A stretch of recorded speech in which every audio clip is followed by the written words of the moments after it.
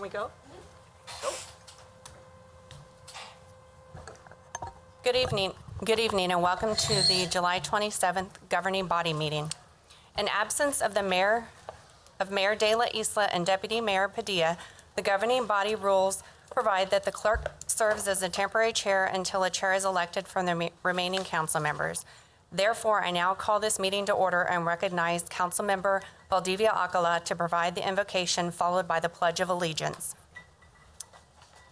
Thank you. Tonight's prayer is going to be rather a reflection. This is a reflection that has been written by Michael Meade. Michael Meade is an anthropologist, a mythologist, psychologist. He's an artist and an activist that seeks to create a better understanding between people and their cultures, and also works with survivors of trauma and PTSD survivors of war. It will then be followed by a moment of silence. The ancient Irish had a saying, "You don't give a man a weapon until you've taught him how to dance." In other words, a different kind of learning is required before someone can truly be trusted with social power and potent things like weapons. If a man does not know the wounds of his own soul, he can deny not just his own pain, but also be unmoved by the suffering of other people. More than that, he will tend to put his wounds onto others.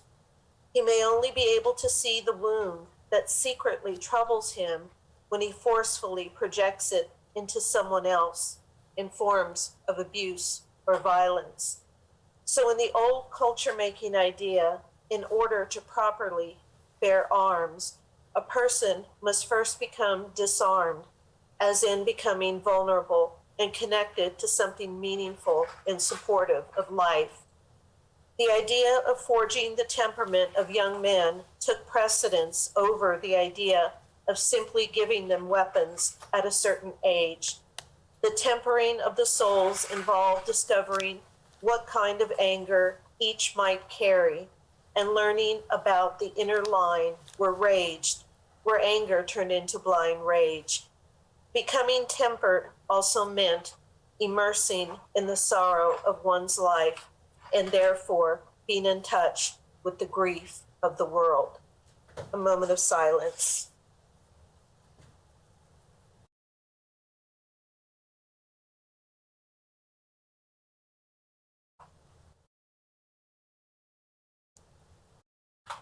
Amen. I pledge allegiance to The United States of America and to the republic for which it stands, one nation, under God, indivisible, with liberty and justice for all.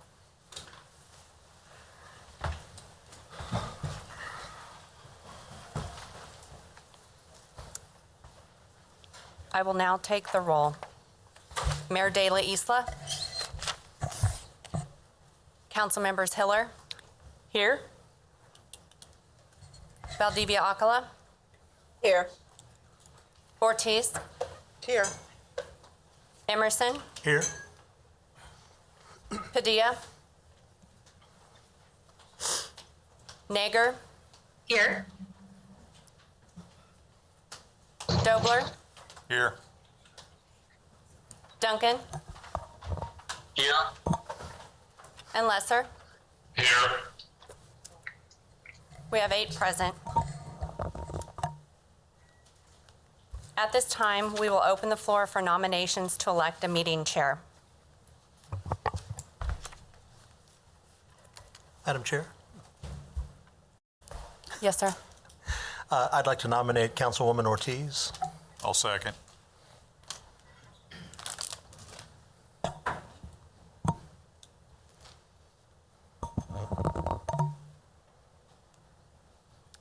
Are there any additional nominations? I move nominations cease. Second that.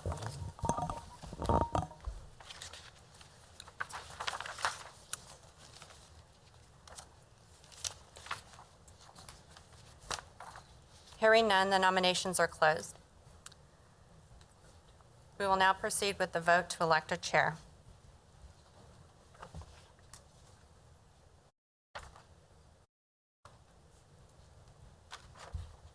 Council members Hiller, The slate being Councilwoman Ortiz, yes. Valdiva Akala, Yes.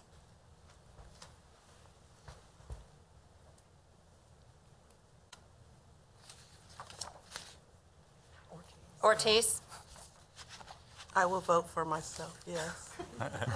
Emerson, I want to say no, but I'll say yes. Here we go. Nager, Yes. Dobler, Yes. Duncan, Yes. and Lesser. The check just cleared, so yes. We have 8 voting yes.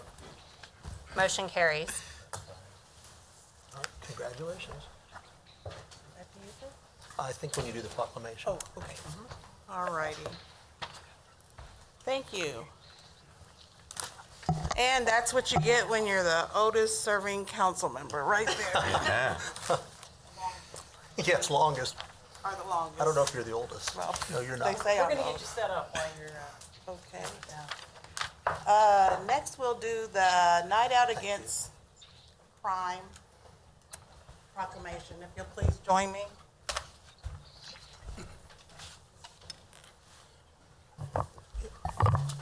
Yeah, Judy, right up here.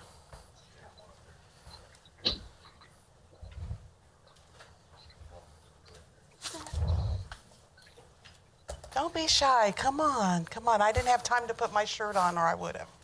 Is there anybody out there that would like to come forward? No? Okay. All right. Where's our please? Okay. All right.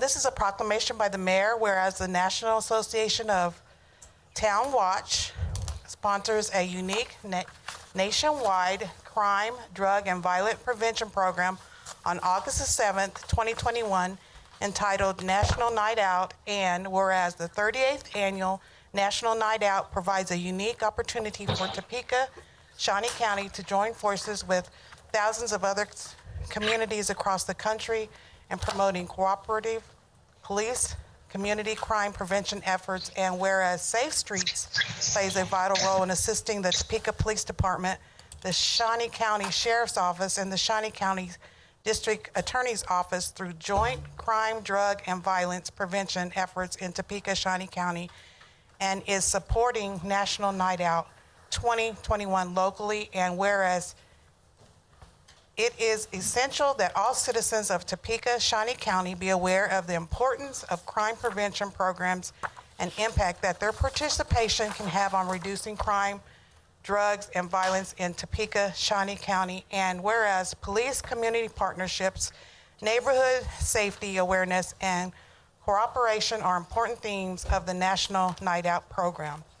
Now, therefore, I, Michelle DeLisa, Mayor of City of Topeka, Kansas, do hereby proclaim Saturday, August the 7th, 2021 as National Night Out in Topeka, Shawnee County, and call upon all citizens of Topeka, Shawnee County to join Safe Streets in the National Association of Town Watch in supporting the 38th Annual National Night Out on August 7th, 2021.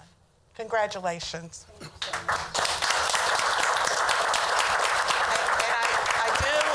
I didn't see anybody from the DA's office, so I don't think anybody else is here, but I do want to hear from each and every one of you.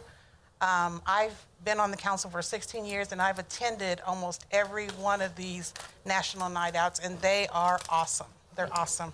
So we'll start with Judy Wilson. Well, thank you all very much. We really appreciate the proclamation. And we do welcome all of you to participate in National Night Out. We still have some registering, so just give me a call, email me, and we'll get you registered in your neighborhood. And we do appreciate all of our sponsors as well, the Police Department, Topeka Fire Department, and Shawnee County District Attorney's Office for helping us. Thank you so much.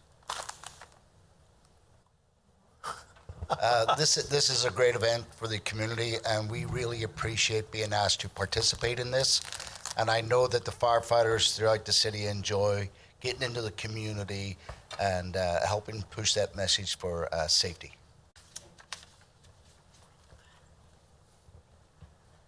I just am so glad to be a part of this year as the new executive director at Prevention and Resiliency Services and Safe Streets. And I just commend everyone that's a part of it, and Judy's work. Oh my goodness. You should see our place. It screams National Night Out. So we're so excited and so thankful for our partners. As everybody said before, I mean, this is a great showcase event for Topeka, Shawnee County, and the police department looks forward to our participation in it every year. Safe Streets Pars is a great partner for us all year long, but this National Night Out event is really a great showcase event to show how great that partnership is. So y'all come out, we'll have a good time.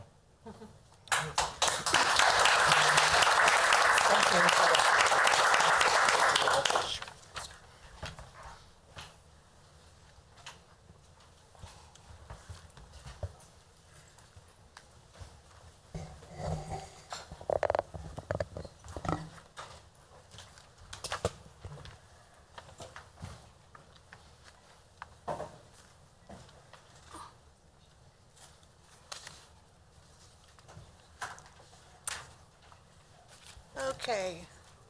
It's a little different, so I want to say to my colleagues at home, if you'll please, I will try to watch the screen, but if for some reason I miss you, don't hesitate to call on me, Madam Chair, and I will make sure that I get you in there.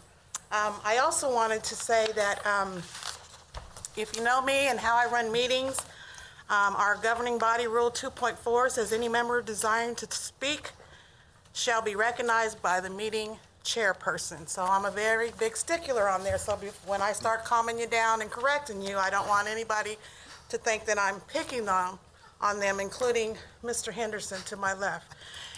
Now, the clerk, number 3, if she'll read, please.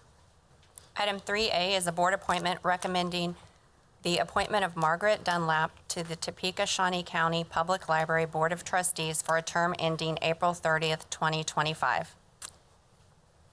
And B is an advisory council appointment of Francis Kent to the City of Topeka Americans with Disabilities Act Advisory Council for a term ending July 27, 2023.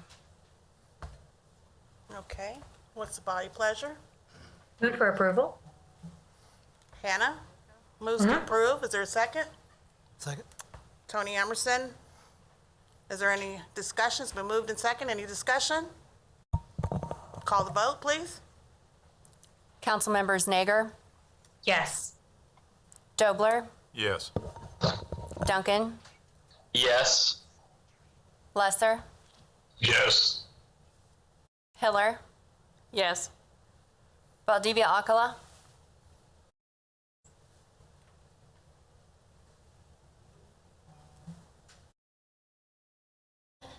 Valdivia Alcala, Yes. Ortiz, Yes. Emerson. Yes. We have 8 voting yes. Motion carries. Thank you. Is there anybody here, Ms. Dunlap or Francis Kent? Would you please stand? Thank you. We thank you for serving.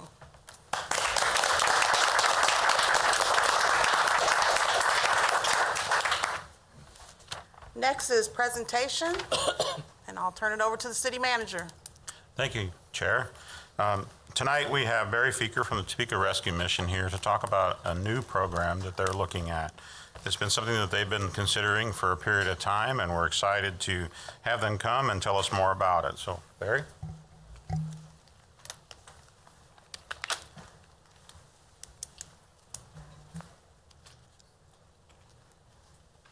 Good evening, Mr. Manager. Thank you, and Madam Chair, as well as council members. This is a great opportunity tonight to give you something very brief, but very important. Also tonight, I've brought some additional folks, if you have questions and answers, that are part of a team that we are working with. I have the CEO of Vallejo here, Bill Persinger, that has joined us tonight.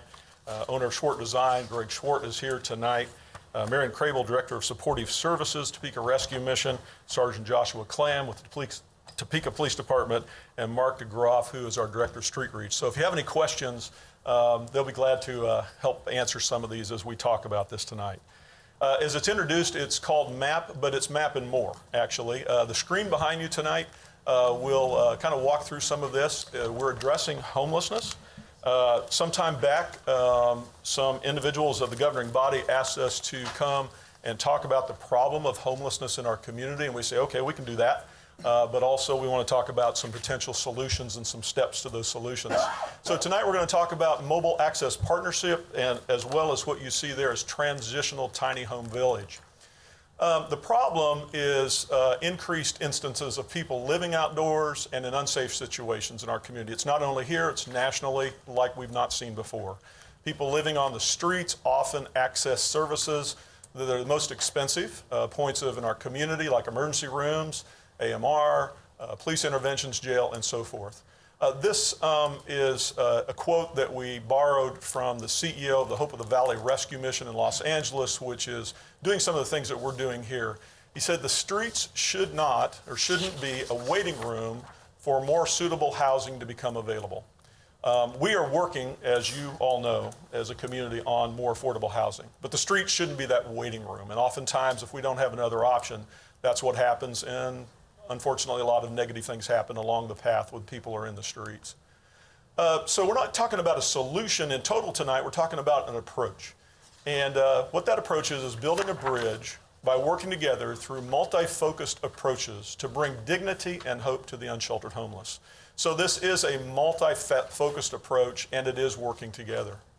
So we're talking about MAP, and what it stands for is Mobile Access Partnership. And so if we look at those three words, it's mobile. It's taking services that we normally would have in the rescue mission or at Vallejo or some other agencies and going elsewhere where the homeless are, making it accessible for people that maybe couldn't access it before, and working together, delivering public safety, health, and behavioral health services to the unsheltered homeless with its collaborating agency members in the Mobile Access Partnership, MAP, as another means of helping our neighbors find hope in recovery, housing, jobs, and family.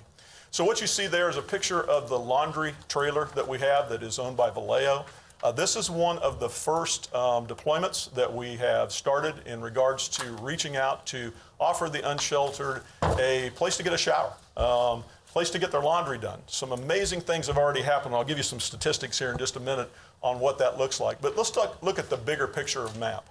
Mobile Access Partnership there in the middle. It's not an organization, it is a partnership.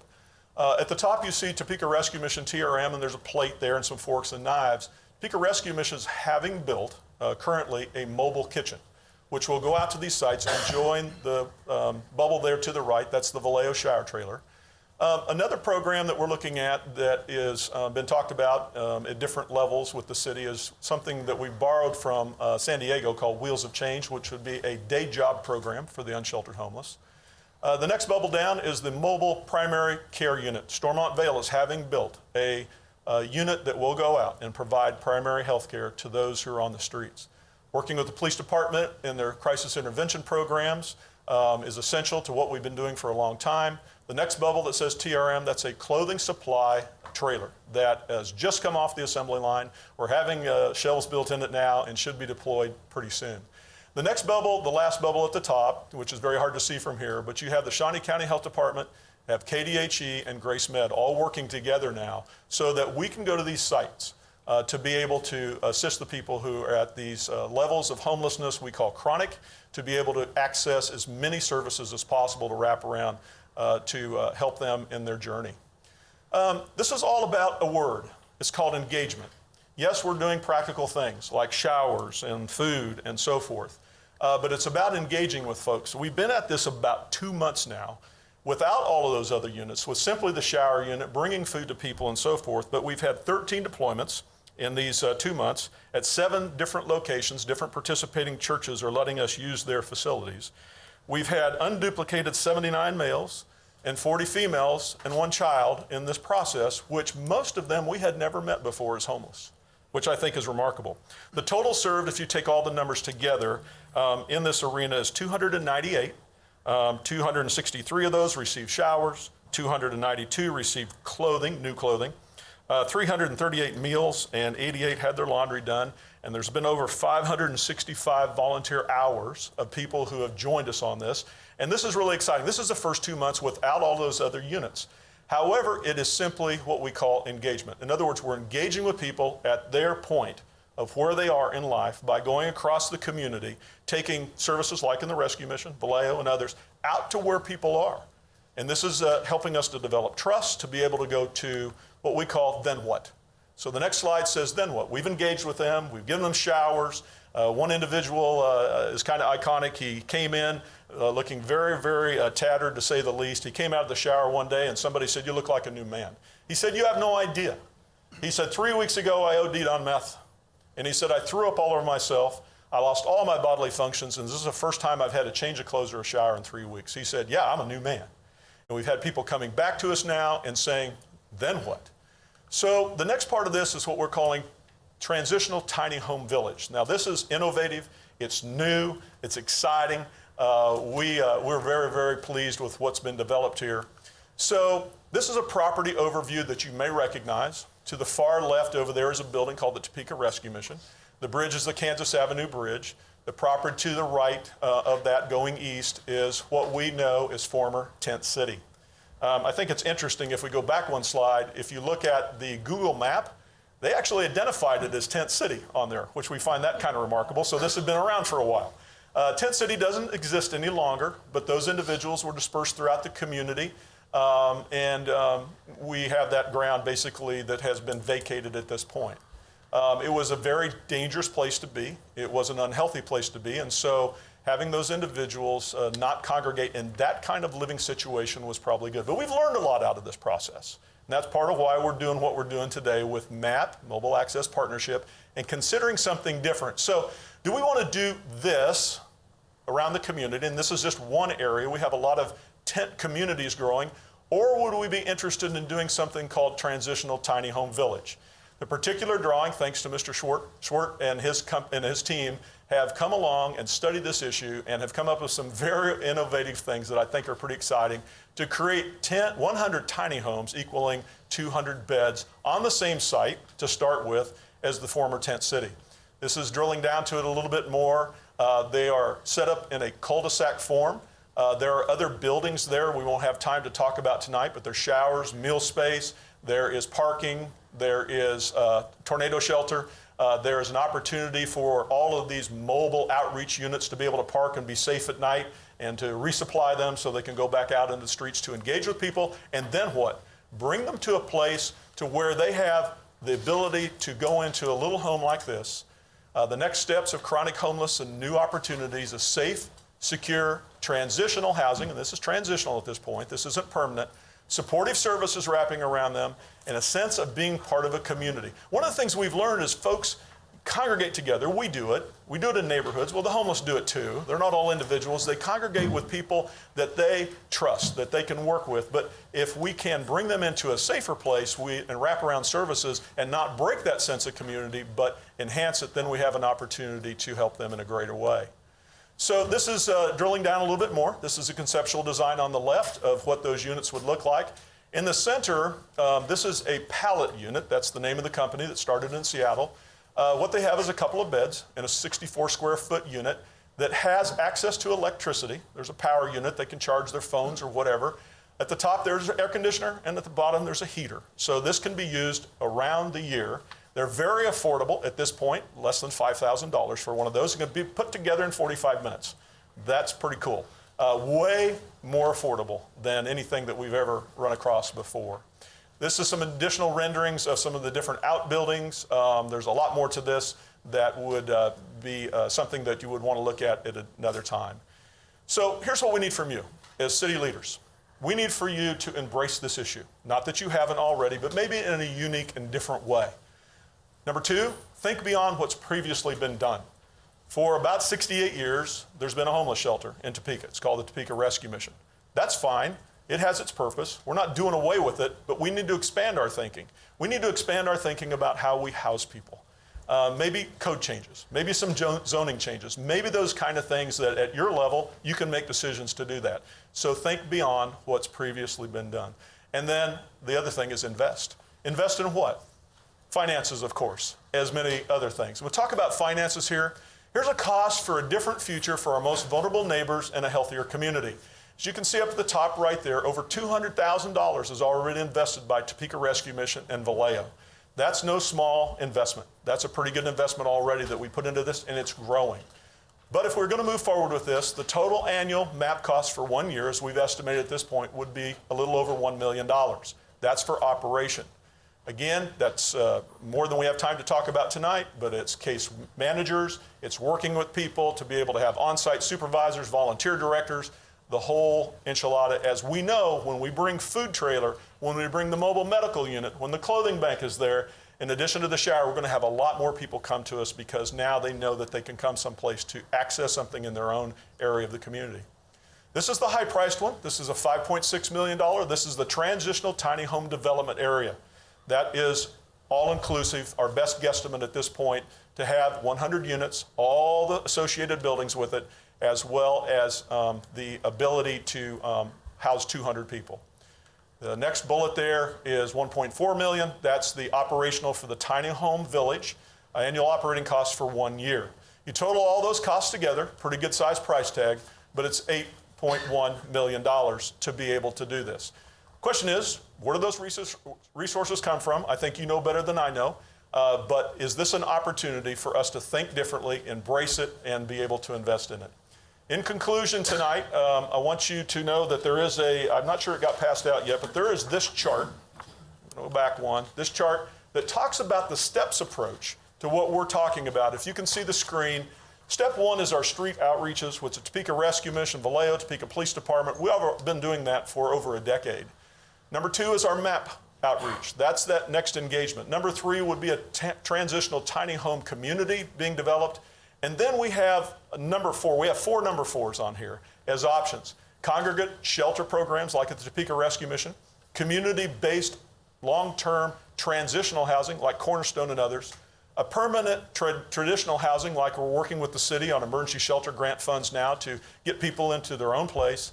And then something that we'll want to talk about later is that the future of a permanent tiny home community for our homeless, not just transitional, but a permanent. So as you study this, you'll see steps, you'll see the goals, and you'll see the methods that we've identified so far, which we think is important for all of us to be able to say, okay, let's don't do this randomly, let's do this systematically. And you can see some of these things are already occurring. We just need to add to it.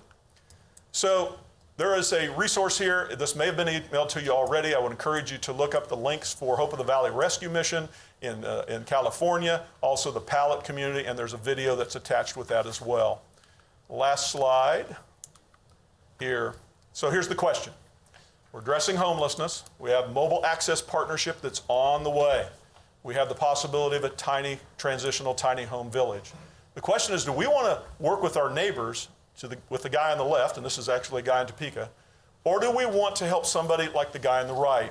We want to help them all. This is Kenny Ball. Kenny was a methamphetamine addict for 40 years in the streets of Topeka. This is his new place.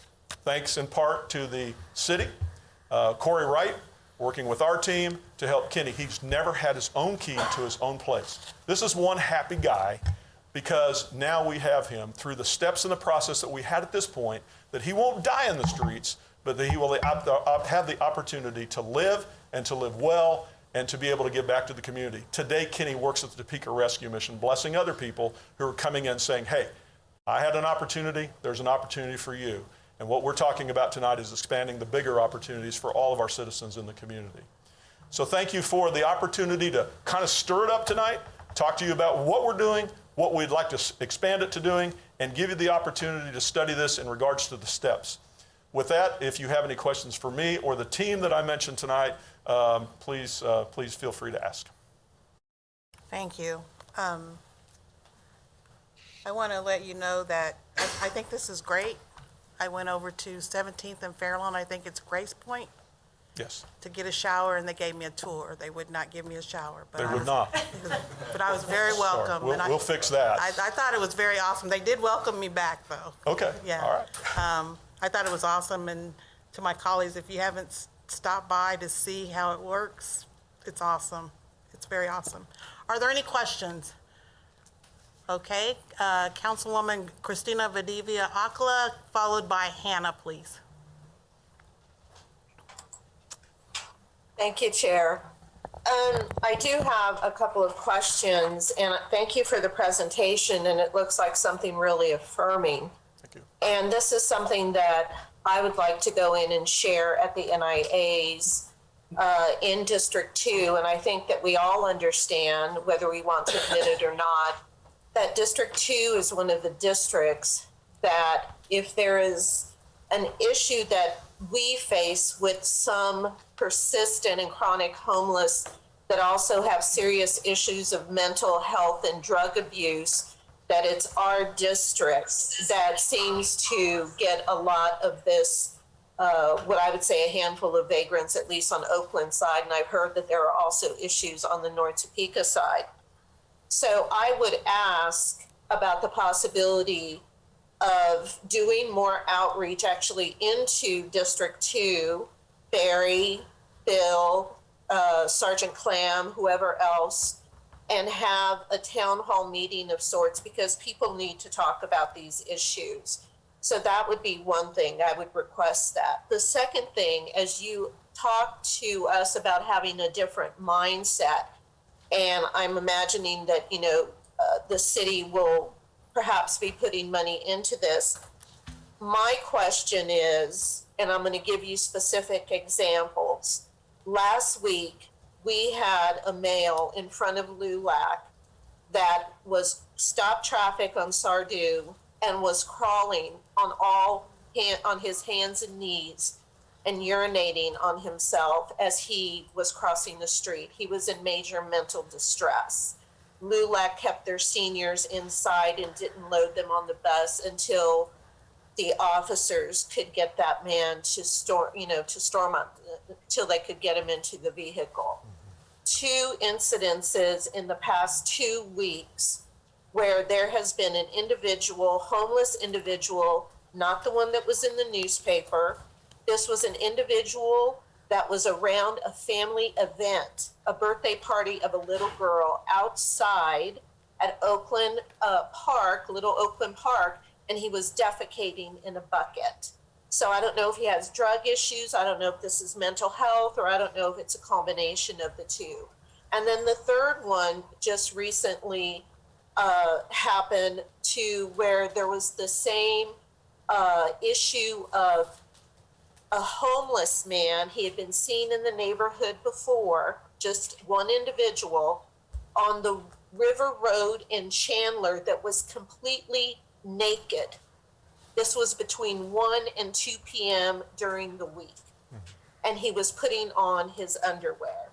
And this was talked about at length at a Neighborhood Improvement Association meeting here in Oakland. So my question is, with the problem that we continue to have, that I'm receiving very little response on, do you see this program somewhere down the line being able to address the issues like getting these folks into these programs? And if so, how long must we wait? I think those are great questions and great examples, and unfortunately what you've described is a reality that happens throughout our community and communities around the nation right now. Yes, I do believe that this is an opportunity for engagement at the level of those different individuals that you talked about as we partner together, not just one organization, of course, but all of us working together to say we now believe that this is a community response, not an agency response. And so that is not easy because a lot of these individuals are very challenged. They're suffering greatly. A lot of trauma has occurred in their lives. They have made certain decisions based upon that trauma to survive. And so their level of functioning and thinking is very, very challenged. It's also a challenge for the community that doesn't know what to do. And so I think that if we, like a lot of communities are doing now around the nation, is saying we want to own this problem. We don't want to give it to somebody else. This is not the rescue mission's issue. This is not the police department's issue. This is not Vallejo's issue. this is our issue as a community, then I think that we have the opportunity to sit down with the residents of Oakland who are very concerned and say, what do we do together to be able to try to address this? Will it happen overnight? No. Will it get better? We believe so, because we think we've learned a lot about a systematic approach to doing this. Well, thank you for that answer. I really do hope that you will come into community. I have just got to say, our folks that are already working 2 and 3 jobs and raising families and trying to reestablish NIAs and trying to get community watches, that are thinking about moving out of Oakland because this, along with other issues that are occurring, I think that putting some additional responsibility on them is going to be a hard pill for them to swallow, because they are already tracking for their own safety and the safety of their families. They are tracking these individuals in ways, with a community-driven page, in ways where they feel that nothing is happening. This is a serious problem, and I'm not going to mince words in it. And I think that when you start hearing dialogue within the community about, we have too many services here for folks and should just focus on the homeless families and homeless couples, because there is so many services for these folks, and a number of them, not all, a number of them are taking advantage of it. That is shocking to hear, but yet I cannot blame folks at all for having that complete and utter frustration. So again, I thank you for making the presentation, and I will be emailing you to see if we can set up some kind of community event, because people need to hear from you. Thank you. Look forward to that. Thank you. Okay. Hannah? Councilwoman? Thank you, Chair.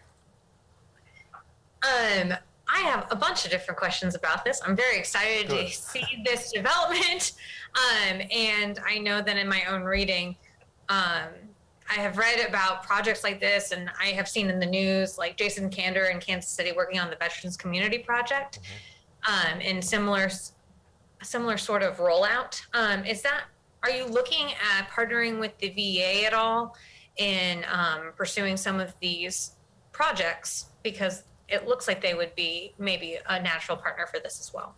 We have had partnerships with the VA in our outreaches, as well as them coming to work with our veterans at the rescue mission. We have not included them at this point. Again, we're only 2 months into this, but they would be a logical partner going forward. Excellent. And especially with being in healthcare myself, I actually talked with somebody from Vallejo the other day, and he's like, hey, you're a dentist. We really need a dentist. And, I have 2 jobs. And so I wasn't the right fit, but that might be a really natural fit for providing some of those health services. As far as the health services that you are looking at providing at this time, what all would that include? Would it be also kind of a thought that it would be a transitional healthcare community where you get people in for emergencies and then set them up with more permanent resources outside of the community as they transition into a housed situation? Or how are you looking at providing those healthcare services? Yeah, so great question. There are various approaches to this. You mentioned dental as being one. We have a lot of individuals that come to us that have infections. They have wounds. And so we're working on who can treat that at that location if possible. What Stormont Vale is working on is a primary care mobile unit. In other words, not just to show up, but they would actually have a physician and nurses that go to them by appointment. So we have to meet them at their level of need, hopefully before there's a need for an emergency room visit, and be able to treat some of that at this point. Kansas Department of Health and Environment, Shawnee County Health Department, and we'll be meeting with Grace Med tomorrow to explore those possibilities of that kind of triage right there on the spot, how we can address some of that.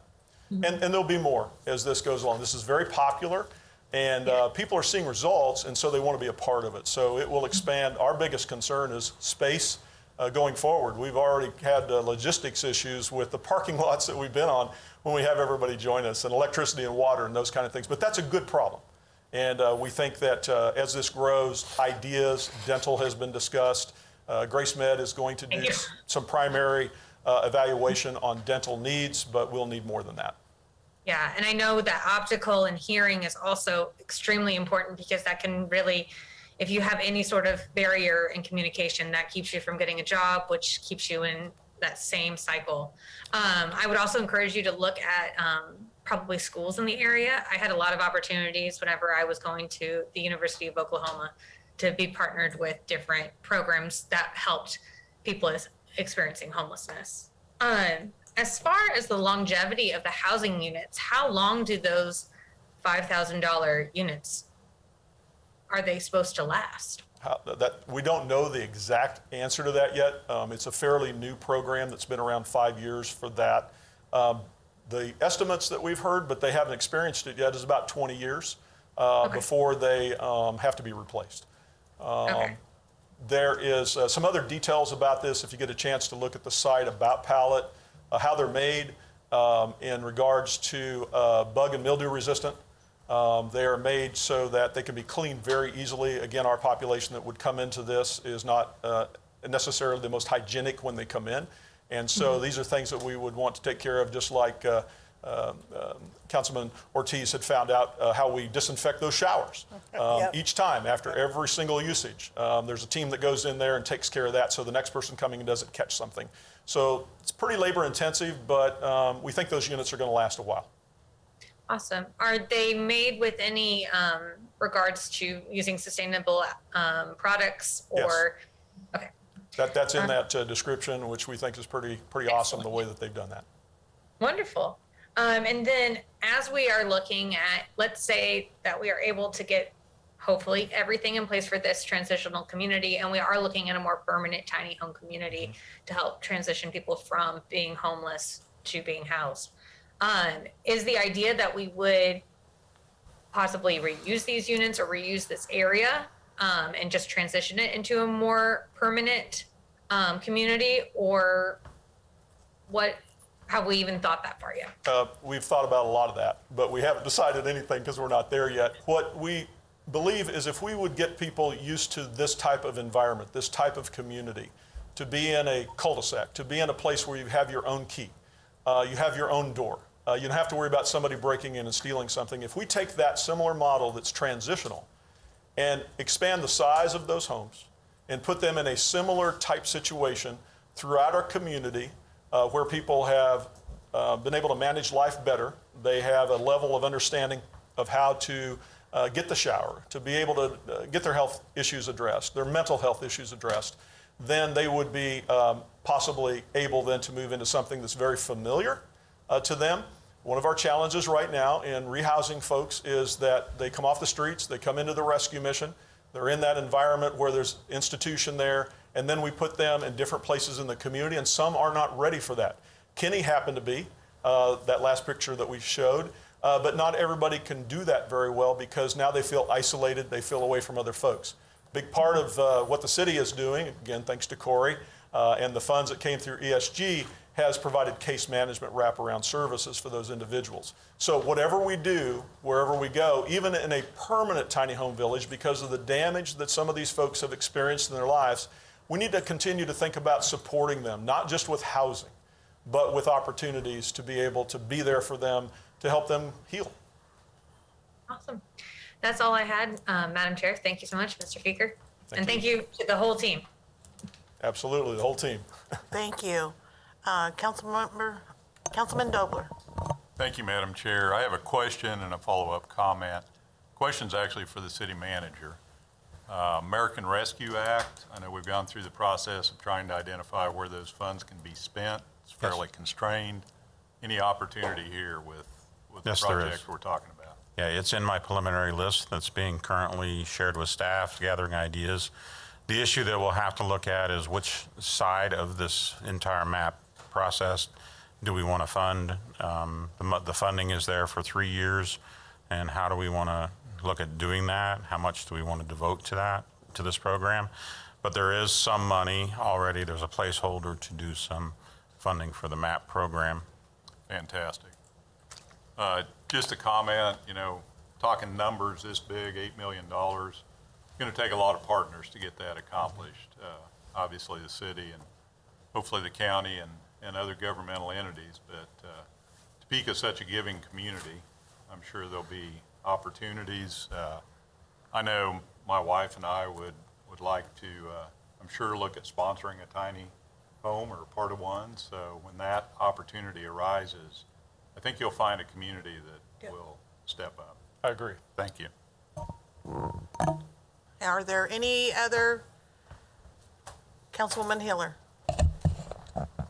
Just a comment and one short question. You know, this is exciting. I know people have been talking about tiny houses, the issues that some people don't like to have neighbors, so I'm sure you're addressing those as well.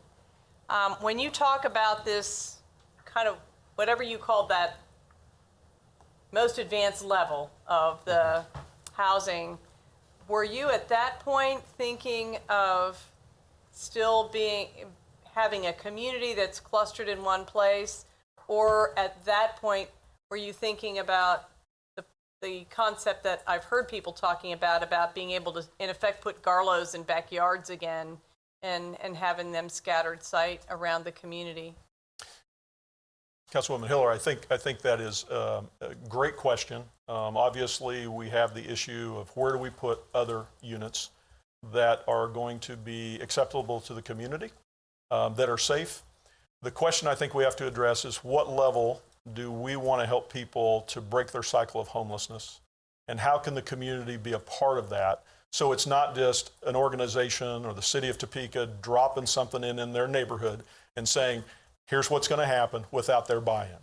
And so that is something that, as Councilman Dobler said, this is a generous community. Sometimes that generosity stops at the giving and not so much of the partnership, but sometimes it goes over into partnership. And maybe what we can see happen is something different here if people understand what they need to understand. Councilwoman Valdivia Alcala mentioned going to a meeting and talking to residents about that. That's huge. I appreciate that, that thought, that opportunity, and we will do that so that there can be that dialogue. That doesn't mean everybody's going to be okay with this, doesn't mean that everybody would accept it, but if we can show the value of it and really help to demonstrate that we want to be a part of healing our neighbors and really get them ready before they would go into that more permanent situation, that they're in better shape than they are right now in these situations that they're in. A lot of conversation yet to come, but at the same time, we don't want to talk forever. We want to do something. And we believe that we've given you something tonight that we can do if we have the resources to do it. Thank you. Okay, is there any more comments, concerns, questions? Councilman Lesser? Thank you, Madam Chair. I've known about part of this process behind the scenes for a while, and I think it's just a fantastic program. And Barry, thanks for bringing it forward to us. And I agree with action. We said, I was making my notes, and I wanted to make sure, because I know you and I have talked about some of the different. We've looked at some different options and stuff, and the cost of each one of those you said was $5,000. Is that correct? That is the until they become so popular they raise the price. But yes, that is what we understand right now. Okay. Well, good. Well, I'll get the ball rolling. That I will commit to one. I challenge Mr. Emerson and Mr. Dobler and Ms. Nager on committing to one too here. If they so choose. Just as long as Councilwoman Nagers is painted green. Ms. Nager, please make sure you address the chair. Thank you. Sorry, Madam Before Chair. you speak. Are you done, Mr. Lesser? Yes, ma'am. Okay. All right. Tony? Tony's got a big check, I think, for you. So. Madam Chair, if Mr. Lesser will do that, I will as well. Awesome. Awesome. That's awesome. That is very great. And I think, I've said it time and time before, education is a key here. It is. It is. Thank you. I'm not letting Dobler off the hook, Madam Chair. He has an answer. Mr. Lesser, please address. Oh, you did address the chair. I apologize. Mr. Dobler. Thank you, Madam Chair. I believe I started this by indicating that sponsor, the word sponsor may be, never mind. Thank you. Madam Chair, if I may say one more thing. I'm looking at just Councilman Duncan. Are you in on this challenge, or are you trying to stay out of it? What are you doing? Oh, I can get in on this challenge. Not a problem. Okay. All right. Yes. I believe that it is correct that this community will support this. One of the things that will have to be done, as we talked about, is thinking differently about how we do housing. Also, there's a heavy amount of infrastructure that has to go. You just don't plop these down on a piece of ground. So I think that we can raise funds for the units, but we'll probably need some help getting the infrastructure taken care of. And so just that thought. And then one more thing is I appreciate the opportunity to share tonight. Again, the people that are behind me over here, this is a team, and there's some experts in this room tonight that I know that all of them are going to be a part of this conversation going forward that can even shed more light than we shared tonight. Thank you. Thank you for your presentation. Thank you. We look forward to great things. Thank you. If the clerk would read the consent agenda.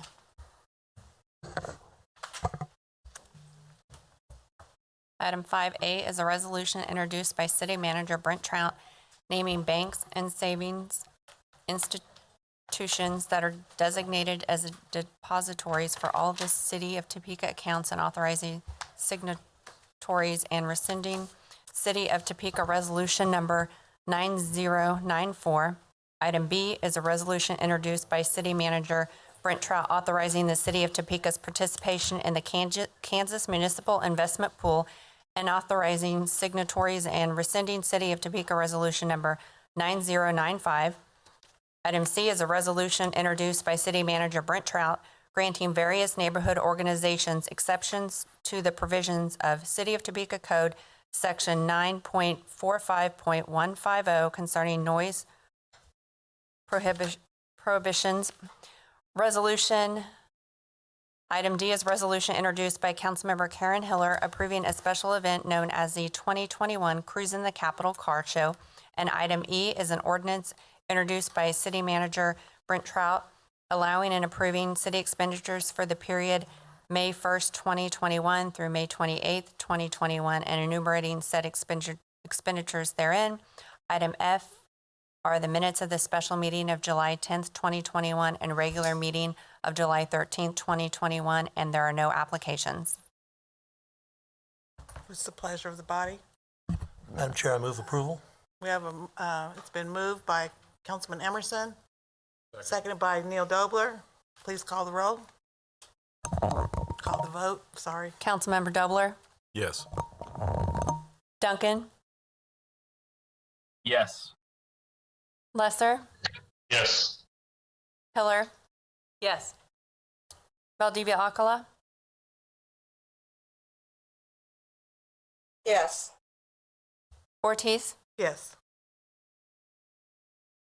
Emerson? Yes. And Nager? Yes. We have 8 voting yes. Motion carries.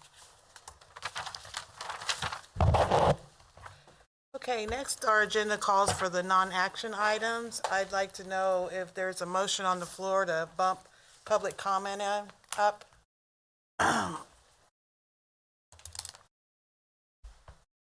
Okay. Madam Chair, I guess, may I ask a question to legal? To suspend the rules and bump it up. Yes, that's what I was going to ask. We first have to suspend the rules, is that? Suspend the rule to change the order for the agenda, yes. And the reason why I say that this is all discussion, and then we'll go into just to kind of move it along, so they're not sitting here till 9, 10 o'clock. Sure. Well, with that, Madam Chair, I would move that we suspend the rules and move up public comment to the next item. And that would be 7 votes. Second. Okay, it's been moved and seconded. Please call the vote.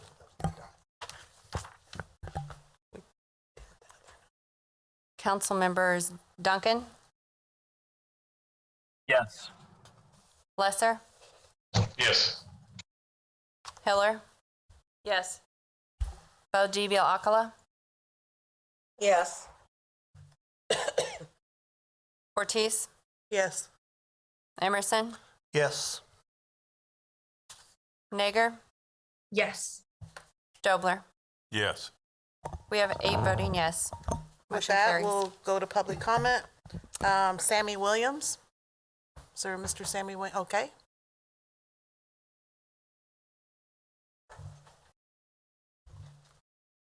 Good evening, you have 4 minutes, go ahead. All right, thanks. I'm Sammy Williams. I'm the executive director of what's called Indy Hall Topeka. I addressed this commission once in February, but I'll go ahead and crank out this thing and get it over with so you guys can move along. In the 1984 Paramount movie Footloose, the star of that movie appeared before the fictional city commission of Beaumont, Utah in an effort to save a city tradition, basically a high school dance.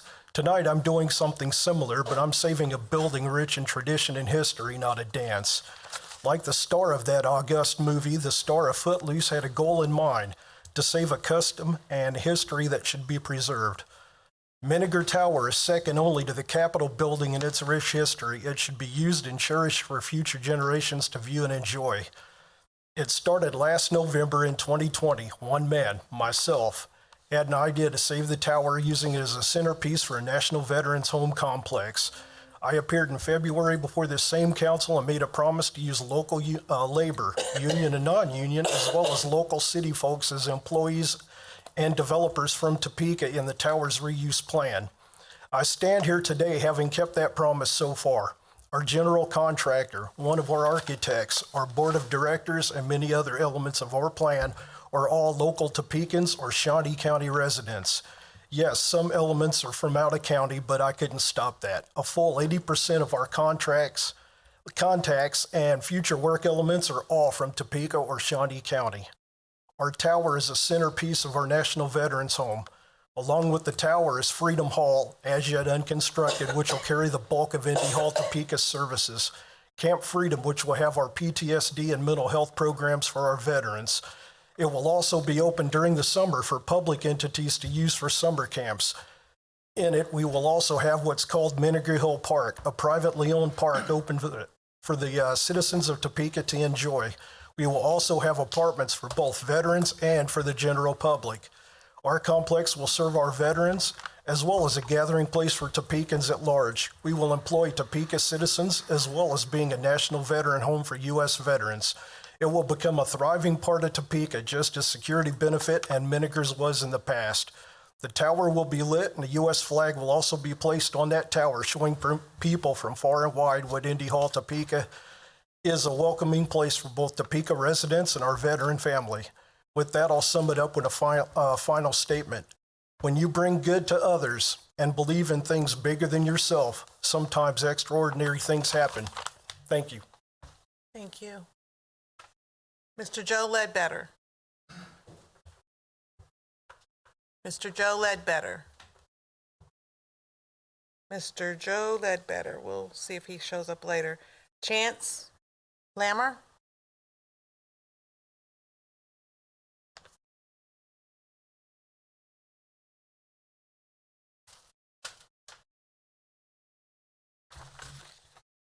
Good evening, Madam Chairwoman and council members. I'm a Topeka resident and an active advisory board member of Crossroads Restoration. Our mission is to provide at-risk youth the opportunity to a restorative life to prevent incarceration. Crossroads Restoration's vision is to provide direct services, education, support, and advocacy for youth and their families who are involved with their care, meeting the individual needs of each youth without regard to race, color, national origin, or persons with disability, sex, or religion. We respect the youth and their families as individuals, assuring their right for confidentiality, dignity, maintain optimal standards, and professional practice leading to the highest possible quality of care. We strive to integrate youth and family education into each individual's plan of care. What Crossroads Restoration is it's a home that we will be doing foster care program through, and through that, instead of when a child would age out of the program at 18, they're able to continue with this program so that they're not just immediately out on the streets. Why that's important is around 1,379 children will age out of the Kansas foster care system every year after reaching the age of 18. This is about 20% will become instantly homeless. Crossroads Restoration is a great opportunity to help the youth and the foster care system, and to continue to help those youth past when the state would be able to. Thank you for your time. Thank you, Chance. Can I get a motion to? Madam Chair, I have an additional public comment. Okay. Maurice Sims.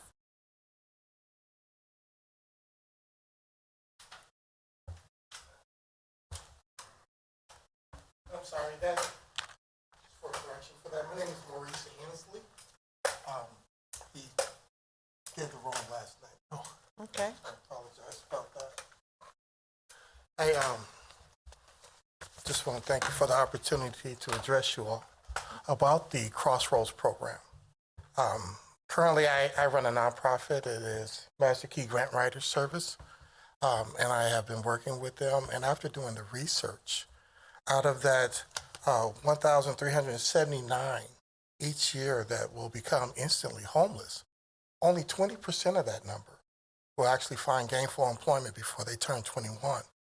The other 80%, well, that other 80% goes through homelessness, sex trafficking, drugs. 80% of children that enter into a foster care suffer from mental disorders after that. And we can definitely understand why that is.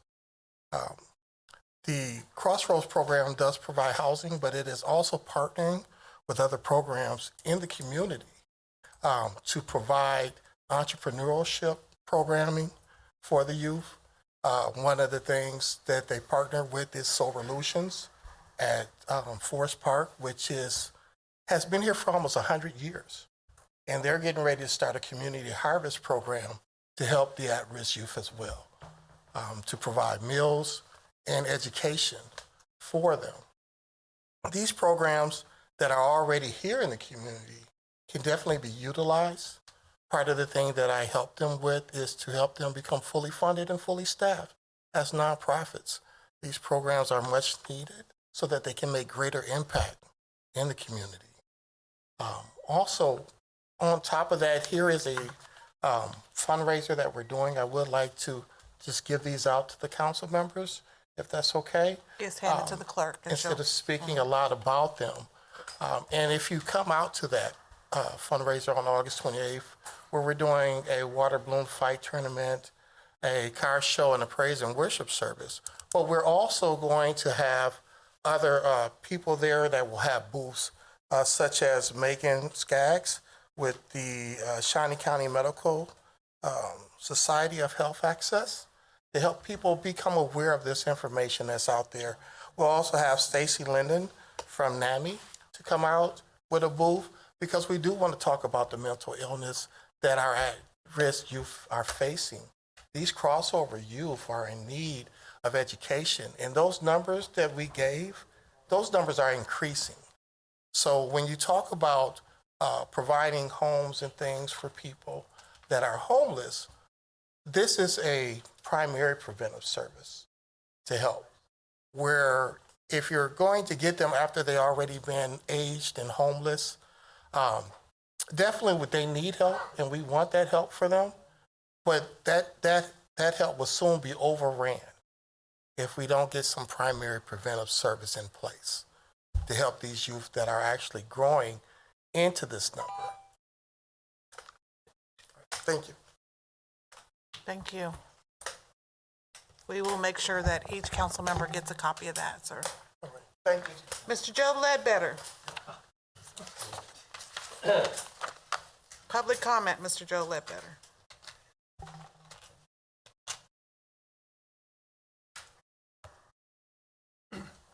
This came from Parks and Rec. Before you begin the timer, let me pass these out, if I may. Well, we don't have that many people here. Give it to the clerk. She'll pass them out. Yes, ma'am. I understand. There you go, Joe. Thank you. You're more valuable at the mic, Joe. Oh, well, thank you so much. Okay, so the second handout. I'll get that on the record. Thank you. Now, I did email these. Thank you for moving this up. I didn't realize I walked in just in time. I did it for you, Joe. Okay, so what I'm handing out is there was discussion last week about how the mill levy had been the same over the last, I think, 9 years. So I did some research, asked the county clerk and some others to give me some research. And our valuations have gone up about 18% in that same time. So that does not mean your taxes stayed stagnant. It means that there was an 18% increase in the tax base. Furthermore, what was odd about the whole thing in my research was how the taxes have been raised for the 2013 budget, 3 mills. And yet we had reduced our cost of holding Parks and Rec to the county by that time by about 4 mills, and it eventually saved us probably 6 to 7 mills a year. And so that was never adjusted down. And so it's just one of those things that I thought was odd, and I thought I would go ahead and do some research on it because I could. And I'm sure the public is very interested in what I just had to say. I am very concerned about our charter ordinance that allows management to sign contracts without approval of any range with the, without the approval of the governing body. Now, he has that right, or she if it's a she.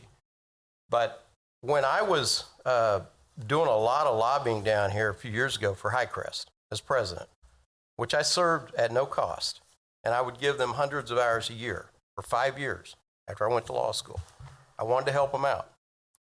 I was constantly down here lobbying this board for different projects that we were doing.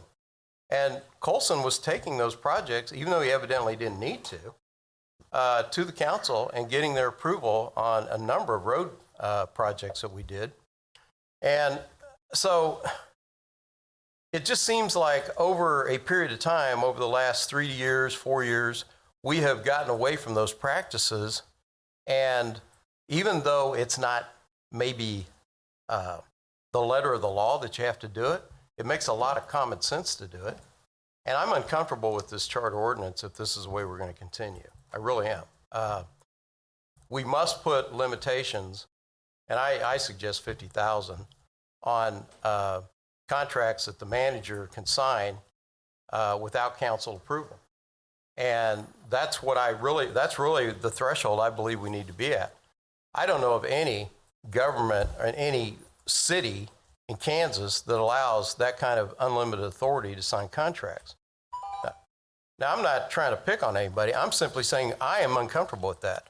And as I talk to people across the city, I'm finding a lot of people are uncomfortable with this form of government, period. They're talking more and more about they'd like to go back to the mayor form of government where we elect our own, somebody from Topeka. And my caveat would be I'd say run them every 2 years, and that way if they're not doing a good job, we can de-elect them in 2 years. There's a new word. I wanted to get this on public comment because we're in budget time and we're in election season. And there's 6 people up for election, the ones that are rerunning, the total members of this government. And I think it's something that needs to be discussed even among people running for office and those people that are asking to be elected. I think it's a discussion we need to start having as a public. And I just want to thank you for your time, and I'm just amazed I got here on time. Thank you. Thank you, Mr. Ledbetter. There's nobody else? No, Madam Chair. Thank you. Is there a motion to reinstate council rules to continue? Madam Chair, I move that we reinstate the rules. I'll second. Been moved and seconded. Call the vote, please. Councilmembers Duncan, Yes. Lesser, Yes. Hiller, Yes. Valdivia Alcala, Yes. Ortiz, Yes. Emerson, Yes. Nager, Yes. Dobler. Yes. We have 8 voting yes. The motion carries. Thank you. Non-action items. A is a discussion of public safety feasibility study, and the clerk will read.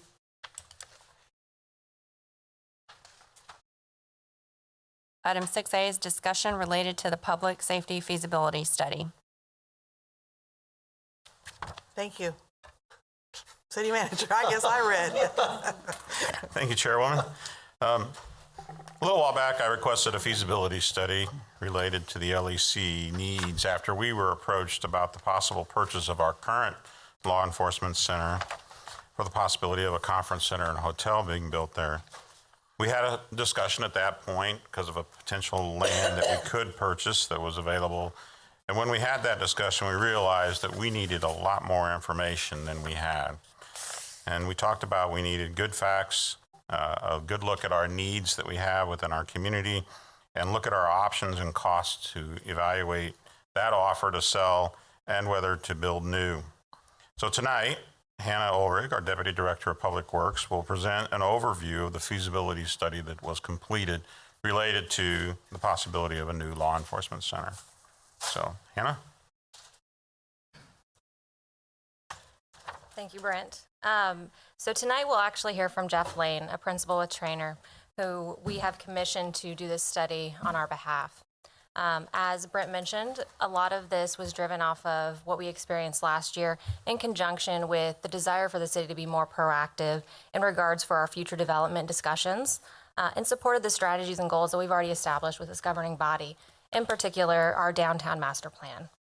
With that, we've seen a need for continued support for additional physical development, land use and infrastructure needs across it so that we can increase the overall quality of life in our downtown. So with that, I will turn over to Jeff and then stay in for any questions afterwards. Thank you.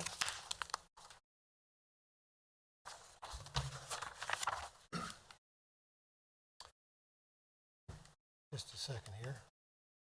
Let me get us all the way back to the beginning.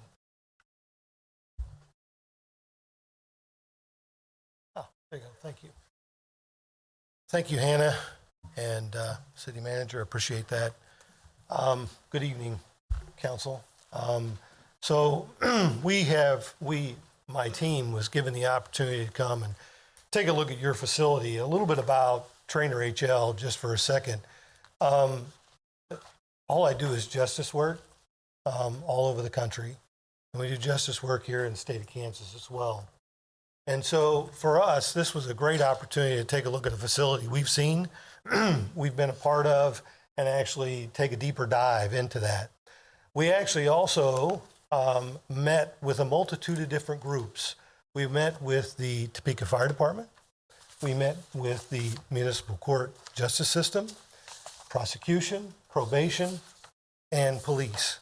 I think that would cover most everybody we met with. And the first thing we did is we actually spent a lot of time looking at goals and priorities. The goals and the priorities that we talked about were not just about what's this building going to be at the end of the day, but what do we want out of this feasibility study, right? So we spent a lot of time, and I'm not going to read each one of those, but think about those as it relates to what we're trying to get accomplished with a feasibility study and a new public safety building. Many of you have probably had the opportunity over the years to tour these facilities. These are the law enforcement center, the municipal court. I didn't put City Hall on here, but I could have.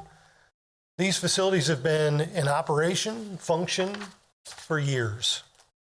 And they've served their purpose a great deal. And they do a great thing for the community, and they do a lot of great stuff for what we're trying to get accomplished here with each of your departments. But I will also tell you that each of those departments are separated. What's that mean? It means that there might be some inefficiencies within your group. We also toured each of the buildings themselves, and you can see office spaces, public spaces, courtroom space that's currently there. These are all you probably have seen. These are spaces that have been, when they first were designed, first looked at, were probably state-of-the-art. And today, life has changed, not just from a safety and security standpoint, but functionality and how these are supposed to operate and be a part of what the community needs. We also looked at an energy analysis, both of the existing building and then what that would mean from the standpoint of a new building, right? So the idea that we did in our study, and as we finish up our report, we looked at different mechanical systems. So you spend a considerable amount of money, as you're probably well aware, on energy. That would be water, electric, gas, those types of things within your facilities. And so looking at this, is there a possibility, whether it's this facility or a new facility, to look at more energy efficiencies, whether that's geothermal, whether that's looking at photovoltaics, those types of things to make this building or make something that you may do in the future more sustainable. So we talk about that in our feasibility study to look at that, understand that, and see what that makes sense here in the city of Topeka. We did some stacking diagrams and started to look at how this would lay out as it relates to each of the departments. So we looked at a lower level that would have the ability for evidence that would be shared. So what you see here in the darker blue color is law enforcement. What you see in the purple is sheriffs. So one of the things as we talked through this with each of the groups is we found that both the PD and sheriff's office had common items that they share, they talk, and they work together on.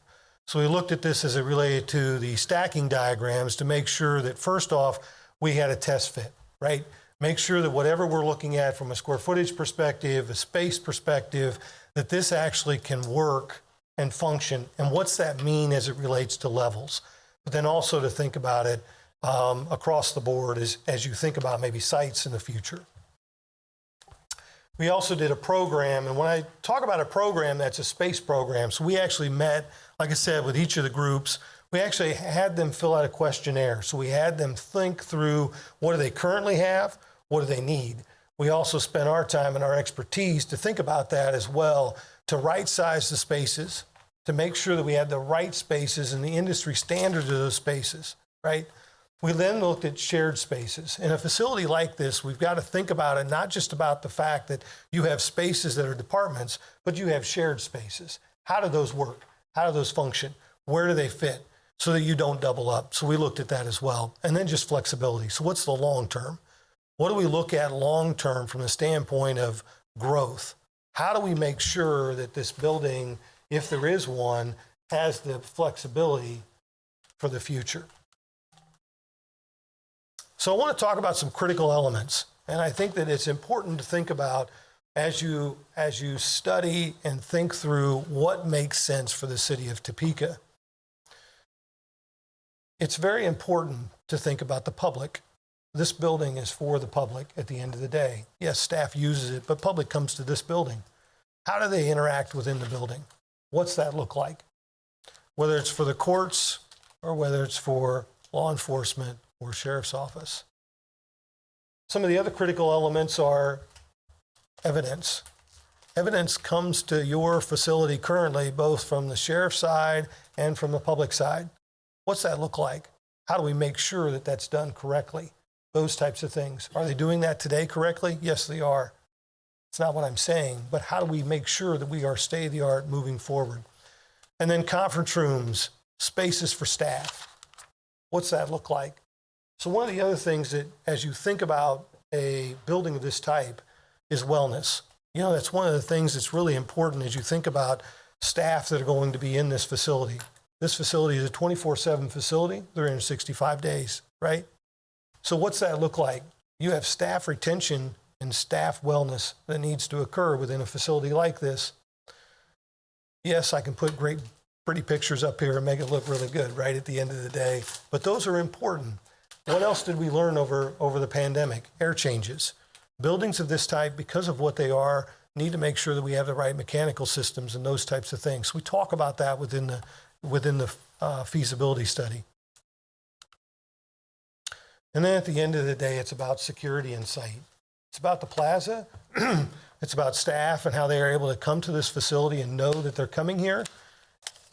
And the other individuals, whether it's public or other staff individuals that may not want to be here or may not need to be here, have a secure location to be at. But then also to think about there on the left-hand side is how do we actually create site security components that aren't just bollards or just other things, but thinking about security from a standpoint of making sure that this is a well-designed, well-implemented, safe and secure facility. Civic architecture. One of the things that this community thinks about over the years is what is civic architecture, and these types of buildings really create something that defines a city. Because I do these on a regular basis, I will tell you that these are the buildings that people drive by and see and define your city. Think about that, and we talk about that within the project or within the study and what that really means at the end of the day for these types of facilities. So we get to the nuts and bolts. This is the piece everybody wants to talk about, the pretty pictures, the great architecture. That sounds great, really. Jeff, what's the cost? What's cost mean at the end of the day, right? So we've been sitting here, and this is the AGC, so this is actually here at the state of Kansas, and you can see the graph that I have there, and the graph very well shows in April of last year what the dollars were based on lumber, copper, you name it. Talks about that percentage of growth. The dollars continue to go up. The dollars will continue to go up. We can't define that, right? So that's one of the pieces that as we talk about it in the study, construction costs as we see them today, I can tell you that they are starting to begin to plateau to a certain degree. Whether that means they're going to plateau for 6 months, 3 months, 5 years, 2 days, right? We don't know that. And we can't define that. If I had a crystal ball, I wouldn't be an architect. I'd be doing something else, right? We all would be sitting here doing something else, being at another location. But I would share with you, as you think about cost and in this scenario, it's not just about what it costs to construct the building, but it's also those soft costs, those pieces that, whether it's purchasing land, if that's what you choose to do based on what you've got, whether that's looking at different surveys, looking at construction components, looking at cost estimating over the time of the documentation phase. We have to think about all those things within that and forecast that collectively.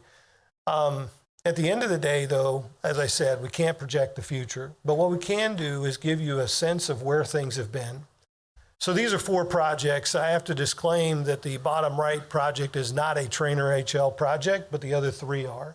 I used the bottom right project just because that was the most recent law enforcement center that has been completed here in the last 6 months to 9 months, I believe. But those are cost per square foot that we see. All of these projects are in the state of Kansas, okay? So I didn't pull anything that we've done nationally to try to skew the numbers in any way, shape, or form. So, but I can tell you these are real at the end of the day because these projects have all been built. So these aren't, again, benchmarking is what I wanted to do in the study so that it gave you an idea of where things were at the end of the day so that you didn't just see a chart and say, well, okay, great, what's that really mean? But these are real things that you can take a look at, understand, and say, hey, now I have a greater idea what that is. Now, what I will tell you is this, and I had to put on the bottom left-hand project because that is one that most people have followed over the years to understand. Now, I will tell you that every one of those projects, every client has made a different choice, and that's why the numbers are where they are. So every client does that. If you've been a part of anything from a standpoint of design or construction, you recognize that that's the realm you fit within, is making choices that then allow the dollar amount to be what it needs to be. So with that, I will open it up for questions and thoughts. Are there any questions? Any questions? Duncan. Councilman Lesser. I'm sorry, Duncan. Duncan, yes. Okay. We talk about the county as part of this project, but you didn't mention ever speaking to the county. So whether it's you or anyone on staff, have we had any conversations with the county about them participating in this project, both wanting to be a part of it and helping us pay for it? So I apologize, sir. Yes, we did. We met extensively with the sheriff's office as we met with the law enforcement and police department. So we did meet with them and walk through the program, and they've been a part of all of our stakeholder meetings as well. Madam Chair. I guess my follow-up then would be to staff. Have we had any active conversations as a city with the county about participating in this project?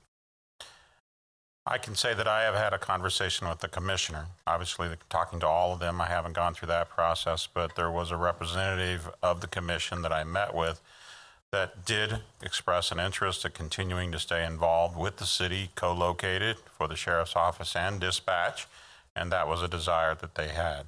At this point, with their own plans, they were not looking at changing anything as it relates to their court system and us joining together.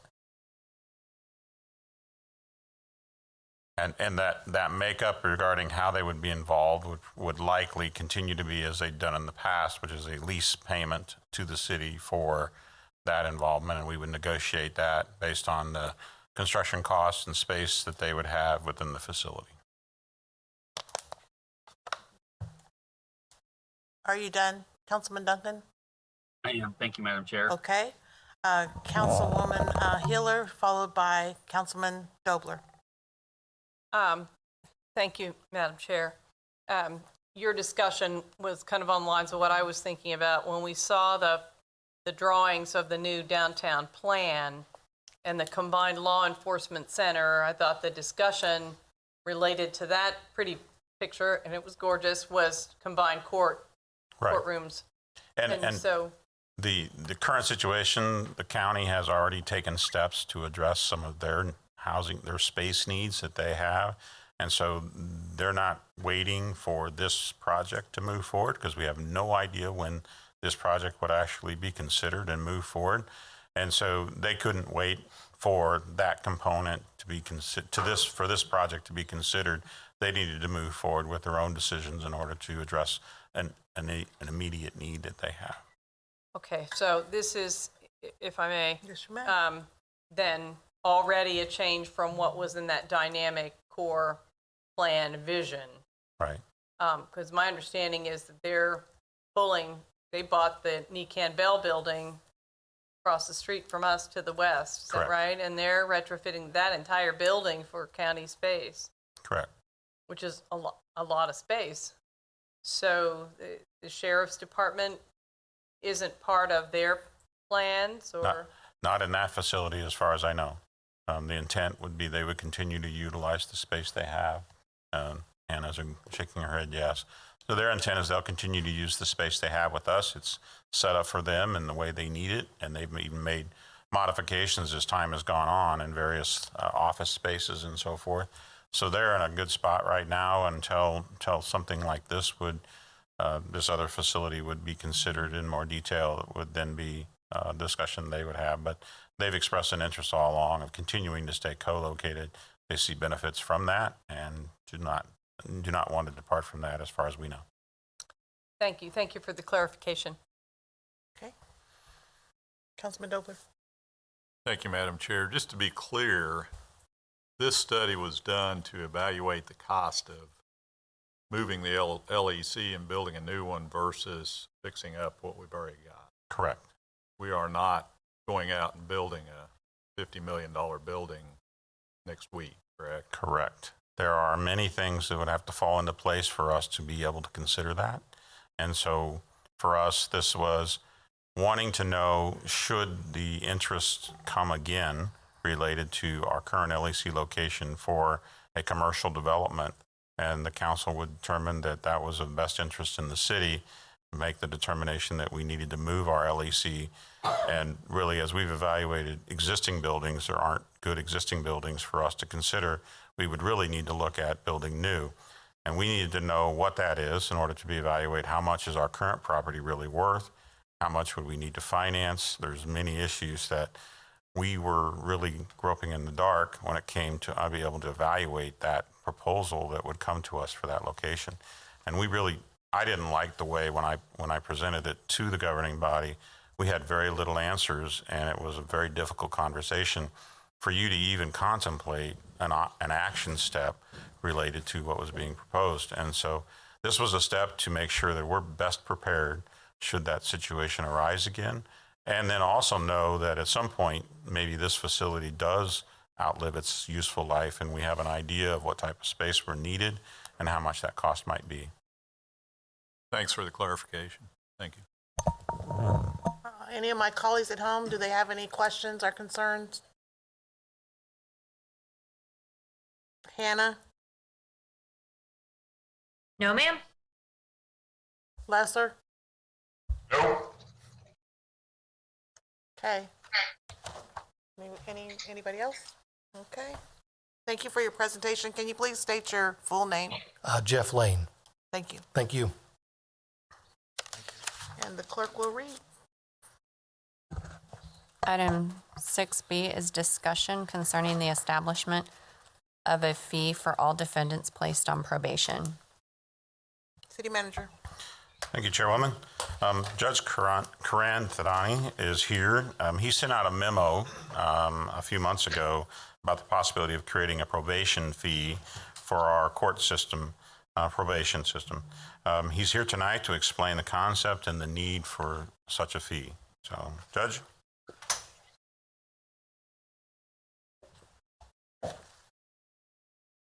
Thank you, Brent. Good evening, everybody. As Mr. Trout said, back in March, I did send a memorandum to the body about this proposal.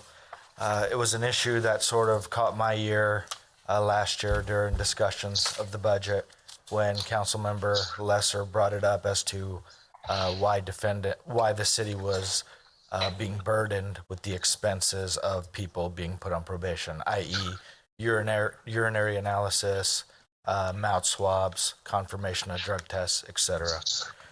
This proposal would add a $100 fee as a mandatory cost to those people that were placed on supervised probation.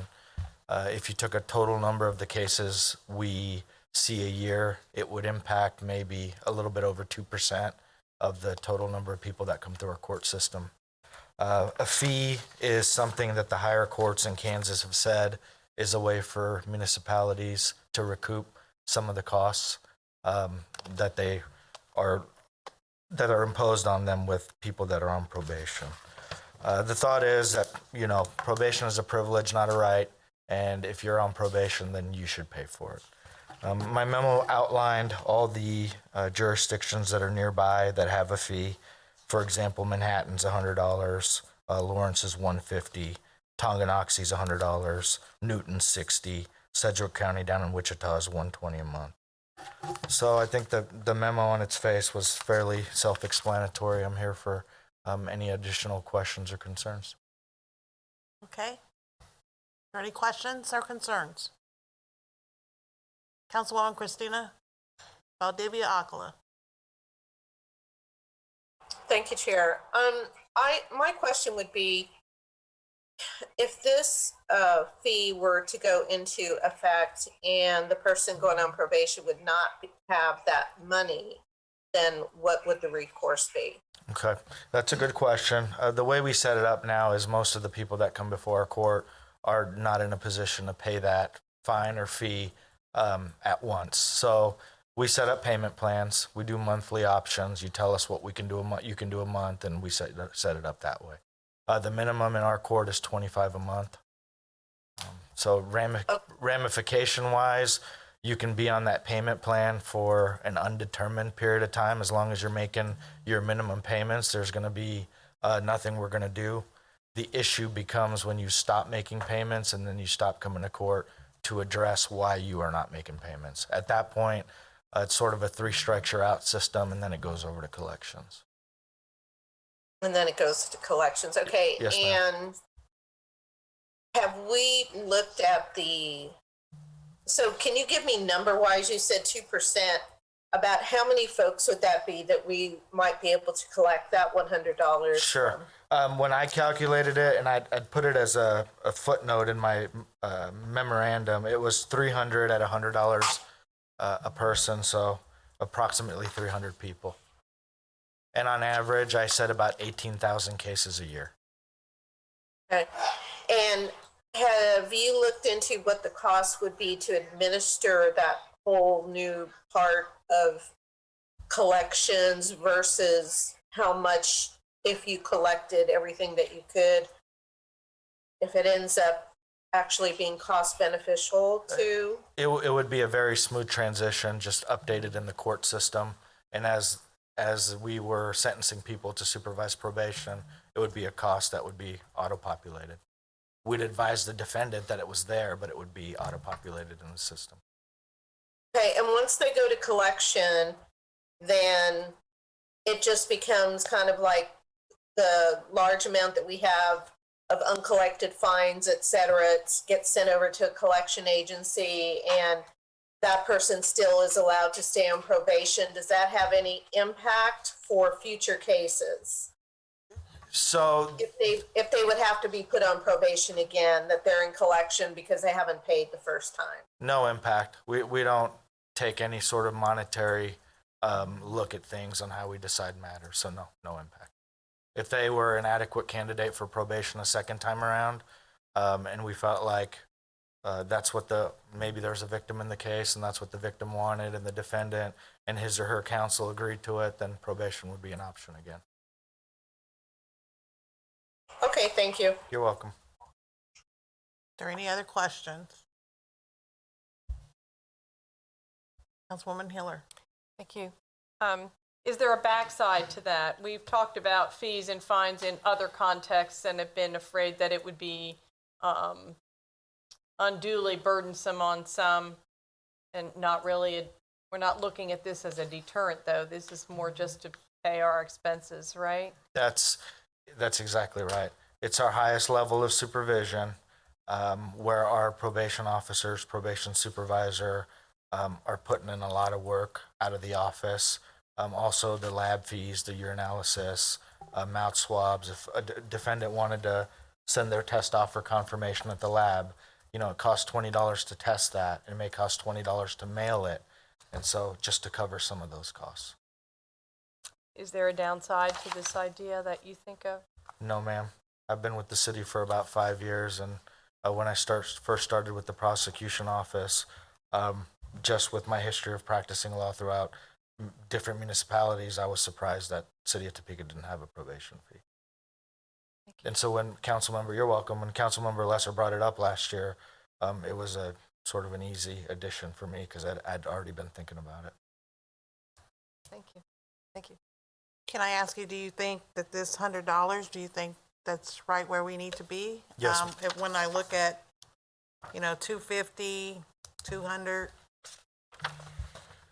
Taken into consideration, I believe I talked to Ms. Feeney about it, talked to the court administrator about it, the associate judge who also was in Overland Park for a long time. We feel like $100 is appropriate. Okay. Any other questions or comments? If none, thank you. You're welcome. And the clerk will read. Item 6C is discussion regarding the 2022 Consolidated Action Plan and Budget. Corey Wright is here to present the proposed Consolidated Action Plan that decides how we utilize our CDBG funding that we will receive in 2022. So, Corey? Very good. Thank you, Mr. Trump. Good evening, governing body. Tonight I'd like to talk to you about the 2022 Consolidated Action Plan. It is a plan that we do annually. It's a resource and allocation document for our HUD funding. Each year we obtain citizen input on how to determine the best use for these funds, and we'll talk about that more as we go through.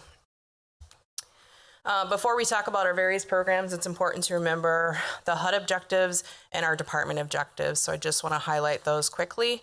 HUD objectives: suitable living environment, decent affordable housing, and creating economic opportunities. Our department objectives is enhancing the quality of neighborhoods, increasing home ownership, enhancing housing with support services, and leveraging other resources, which we do with many other grant opportunities outside of the Consolidated Action Plan. In this presentation, I have included some of our major programs, not all, but some of our major programs. I would just like to highlight them quickly before we get to the recommended changes by citizen input. So we have major rehabilitation. This is up to $30,000 for repairs on a home that is in our SORT target area. After 7 years, 50% of that is forgiven. This is a great program for our low to moderate income folks because there's no interest and there's just a lien on the property that sits there until the house is sold or refinanced. The first $5,000 of the major rehab program is a grant, and this one is for owner occupants. On the right, you'll see the exterior rehab is for our rental occupants. $15,000 is the max for repairs. 10% is a match for the landlord of this property. However, after 7 years, 60% of that is forgiven. So they essentially get that 10% back if they maintain the home as a low to moderate income household. The emergency repair program, one of my favorites, and is probably one of the most utilized in our department, is up to $15,000. And this is for anything that is really immediate health and safety. So there's a couple exceptions, such as mold and foundation repair, which is just so expensive that we just don't have the funds to be able to do that for people. But you'll see at the bottom there, sewer lines, water heater, furnace. Sewer lines are hot right now. Those are our major utilizing the emergency. And that is 60% of the area median income. We also have weatherization, which was new last year. We are partnering with a community action on this program.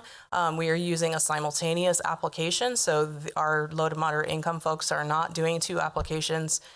We have just started that here recently due to all the COVID funds we received, so we've only been doing that for the last few months.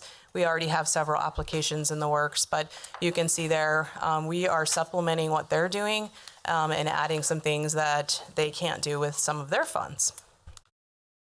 Accessibility, this is my second favorite program. Maximum of $6,000 for the exterior, and this is for ramps and the widening of the door. $4,500 for the interior, and this is for owner occupied. And that includes bathroom modifications, the widening of the bathroom door, a widening of a bedroom door, 80% of the median household income, and it's a one-time grant with no repayment, so there's no lien placed on the property. This is solely a grant. We do have a rental accessibility program as well. However, we only do exterior with that rental program, so it's $4,000 for the exterior only. Due to lumber costs, these policies of the amounts might get changed throughout the year as a policy decision within the department. So we'll be monitoring those and report back that to you if we need to increase those to get these ramps and other modifications done. Voluntary demolition, this is a very busy slide. However, it's a great program.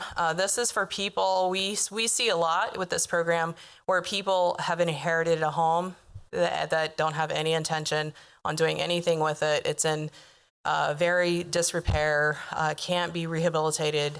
These are extreme homes that truly need to be demolished. You can see on this slide that depending on the income of the owner of the property, the repayment is different. And it's also different based on the reuse of the property. So you can see on the slides, the house has to be vacant for more than 6 months, and that is a relocation HUD rule that we abide by. Oops. Our Topeka Opportunity to Own is our home ownership program. It's up to $30,000 for low-income home buyers to rehabilitate their new home. 50% is, again, a common theme, forgiven after 7 years. And the lien is paid only when the house is sold or refinanced again. Home buyer must go through homeowner counseling with HCCI. The purchase price of the home is $75,000. And again, with the modern things that are happening with home sales right now, that's something we will probably be looking at internally to see if we need to increase that to make sure we're using these funds with the right program. And then it's also 80% of the median household income. Currently, we have 2 community housing development organizations with a strong third coming soon, potentially. Partnerships with Cornerstone and Habitat for Humanity. Habitat doing home ownership opportunities, and Cornerstone doing rental opportunities within the community. 80%, the households must be 80% of the median household income.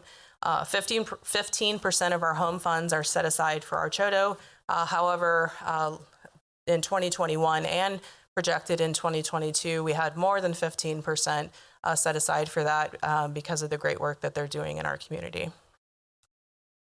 And here's a few examples of some CHODO homes and buildings.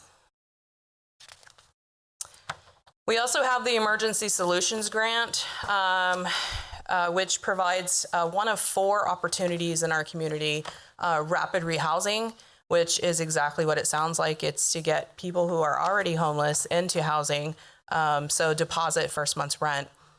We do emergency shelter operations, and this year, remarkably, we were able to help the Topeka Rescue Mission, as you know, with some operation funds, and that was very exciting to be able to partner with them this year.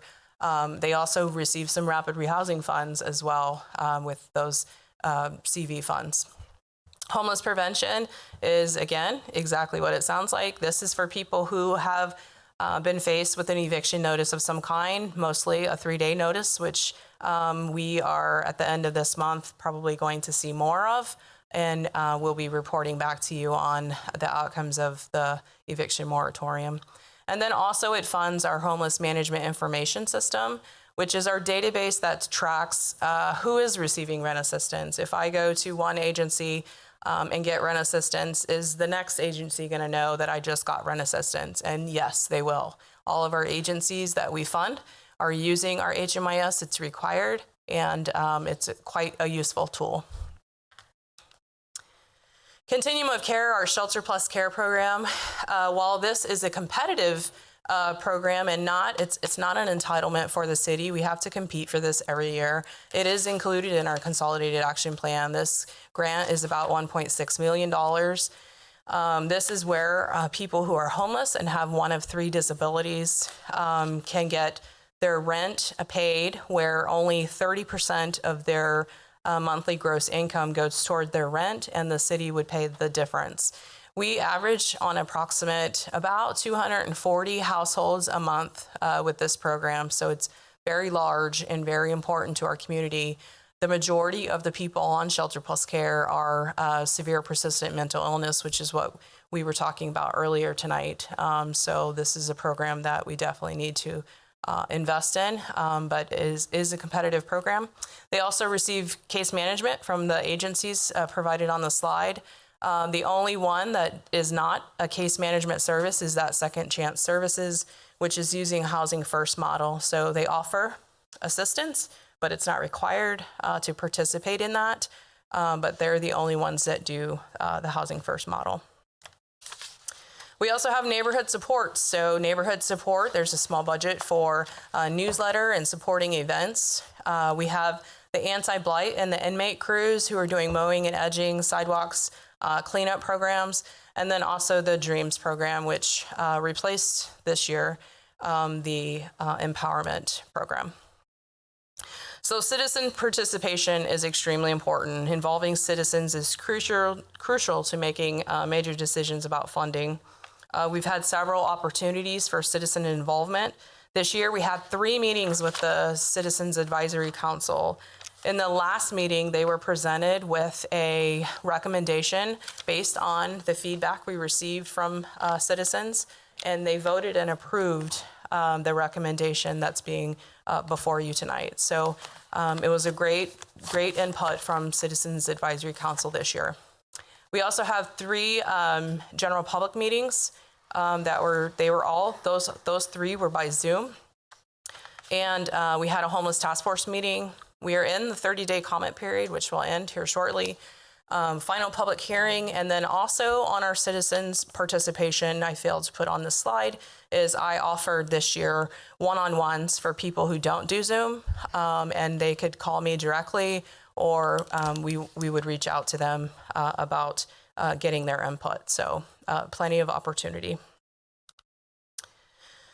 This is our annual budget, which you're probably familiar with. This is our slide that we use every year. I just wanted to highlight just a few of the major changes kind of that the CAC decided and voted upon, and what we saw from citizen input. One was just to increase the weatherization budget just slightly by about $17,000. The tenant-based rental assistance, our Shelter Plus Care program is full right now. We're at maximum. We're not seeing a lot of people leave and come back. And so we didn't need that large of a budget. So that was recommended and approved by the CAC as well to reduce that budget by $25,000. And then we needed to increase the anti-blight. As we know, the inmate crews are crucial to this community and all of the cleanups that happen in our community. It's just very needed. In order to meet our contractual obligations, we needed to increase that budget by $9,000. The money that we saved from decreasing in other areas, we put towards the major rehab program. And that was, again, as discussed earlier tonight, related to the increase in lumber cost and construction materials.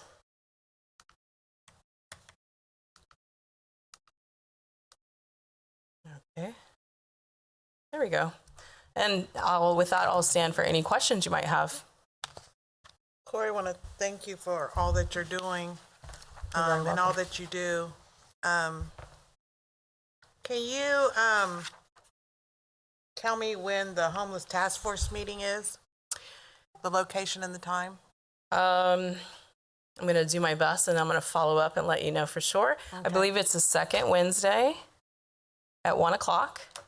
Currently, we are still meeting by Zoom, and people can call me or email me, and I'll be happy to send them that Zoom link. Can you get that to all the council members? I think, with the homeless population increasing in Oakland and different areas, I think that'd be beneficial to the council members to know that there is a homeless task force of, I don't know, it used to be 50-some people, and I don't know what it entails now, but so we can get that to different people to let them know so they can see all the entities that's working hard and has been working hard. Absolutely, I'll send that out. Okay, that would be great. Is there any questions for Corey? Any comments, questions? You're welcome. Councilwoman Hiller? Thank you. Thank you, Corey. I have a number of questions, and I may send some of them directly, but overall, this is the first time I've seen the descriptions of the programs themselves in a long time. So I appreciate that you put them in there. For those on the council that don't know, we haven't been asked to approve the specifics of these programs in a long time. Is that right? Typically, when we change the policy internal, we do that internally. So if we were to raise like the accessibility limit from 6,000 to 8,000, we would do that in a policy within the department. It wouldn't be something that would come to council.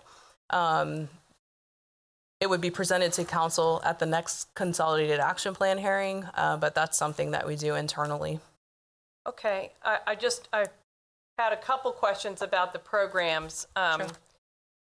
In the rental ones, it used to be that the landlords would have to sign off that they wouldn't raise the rent for a period of time if they were recipients of this grant money. And these slides, which I understand are silent to that, is there still such a rent guarantee, rent control, if you will? There is a rule that the renter has to have a lease with the landlord. And so therefore the lease would be binding, which would make it affordable to them while they're receiving the service. But we don't have, and not to my knowledge, we haven't had that in quite some time where it had to be affordable for a certain amount of time. I remember that with weatherization, for instance, that you had to sign off on that because the lease is generally not going to be more than a year. Right. So their rent could go up even though the landlord got a grant of up to $4,000 or whatever this is. Correct. It would, yes, that would be accurate. And then it seems like a number of the programs for home buyers or homeowners now, instead of the second mortgage, the soft second, declining all the way out in a period of years, some of these are not, they never decline out to more than 50%. Right. And that's a change in recent years? No, that has been the same for a great number of years. Where does that money go when it's paid back, or Yeah. is it being paid back? It is being paid back slowly but surely. We have a lot of people that will refinance or sell their home. When they do a title search, our mortgage pops up. We file a mortgage with the county. Our mortgage pops up, and then that money is repaid through our division, and it's put back into program income, which is placed back in the project that it came from. So if it was Toto, for example, that money would then go into the Toto line item. Okay, because it used to go into that fund that we were talking about putting into the trust fund. And so I was surprised when it hadn't had any revenue for a number of years. And so... Yeah, that was a HUD change about, I want to say 3 or 4 years ago, where they said it had to go back into the line item that it came from. Okay, thank you. And are we going to see the discussion of the whole consolidated plan, or are you just assuming we read that? I was hoping that you read that, yes. Okay. I'll have, I have one more question this evening, then I might have a couple specifics. This makes reference to the inmate programs, yet the discussion we've been having from Code and others is that we're reducing the number of inmate programs. And so are you still expecting that you'll have the ones you had? The inmate programs that our CDBG funds are supporting are here. And I'm sorry, maybe the city manager can help with this. I'm not for sure what's happening with the non-CDBG funded inmate programs, but the CDBG funded programs are being still funded. Okay. We will have 2 crews that will be paid for by funding that goes right now to community engagement, and also some funding that's being moved from Public Works to support that. So we'll have 2 crews, we'll have 2 crews that will support that, plus the other crews that she's had assigned through the CDBG funding. The last time we got a list, and I asked for it in one of our budget hearings, there were 7. And some of them hadn't been active, yet we kept leaving them in. So I'm just trying to keep track of how many we're expecting really, and what they're going to be doing. We'll create the list, but we don't have 7. I can tell you that. Well, I don't.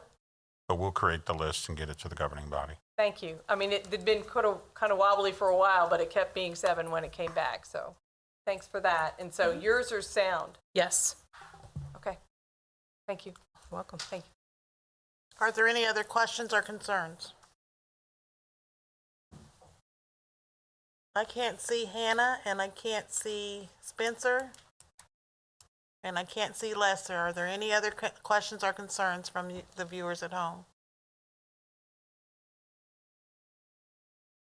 Okay, if there's not, we're going to take a 10-minute break before we go into D. So with that, let's just take a 10-minute break. Thank you. Madam Chair.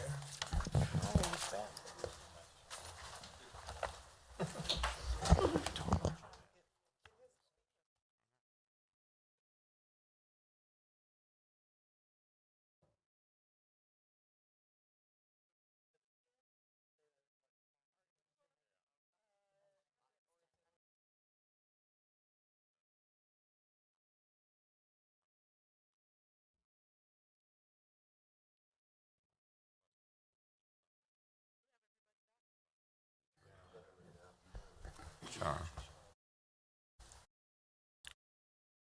Is Mr. Lester and Hannah back?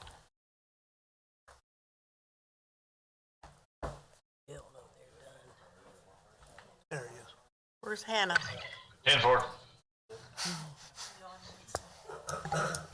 Hannah? Yeah. I'm brushing my teeth.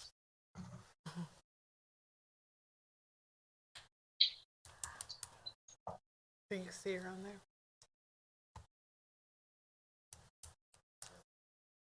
Camera's on. No, I think that was Lesser. Lesser's. Hannah? Yes, I'm brushing my teeth. Say that. It's Lesser. Just give me a minute. We're on, aren't we on streaming or not? Yes, we are live. Okay, good. I don't see her on here.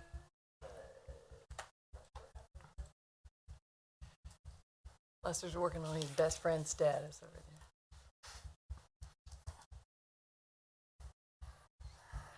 We're giving Hannah a few minutes because she's brushing her teeth.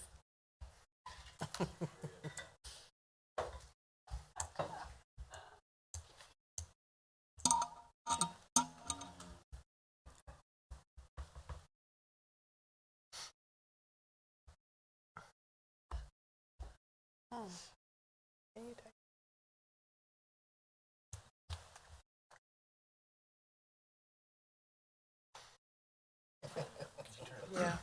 Let's go ahead and get started. If the clerk would read, and hopefully Hannah will zoom back in. Item 6D is discussion regarding the 2022 City of Topeka operating budget. So Thank you, City Manager. Thank you, Chairwoman.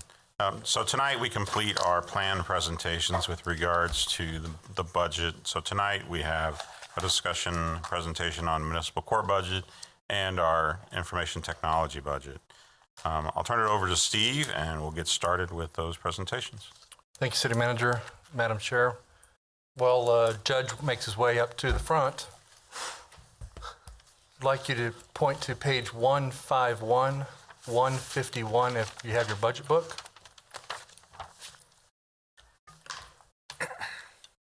And we'll start with municipal court. Are we ready? Go ahead. Thank All you. right, thank you, Chair. Okay, I'm back before you on the municipal court budget.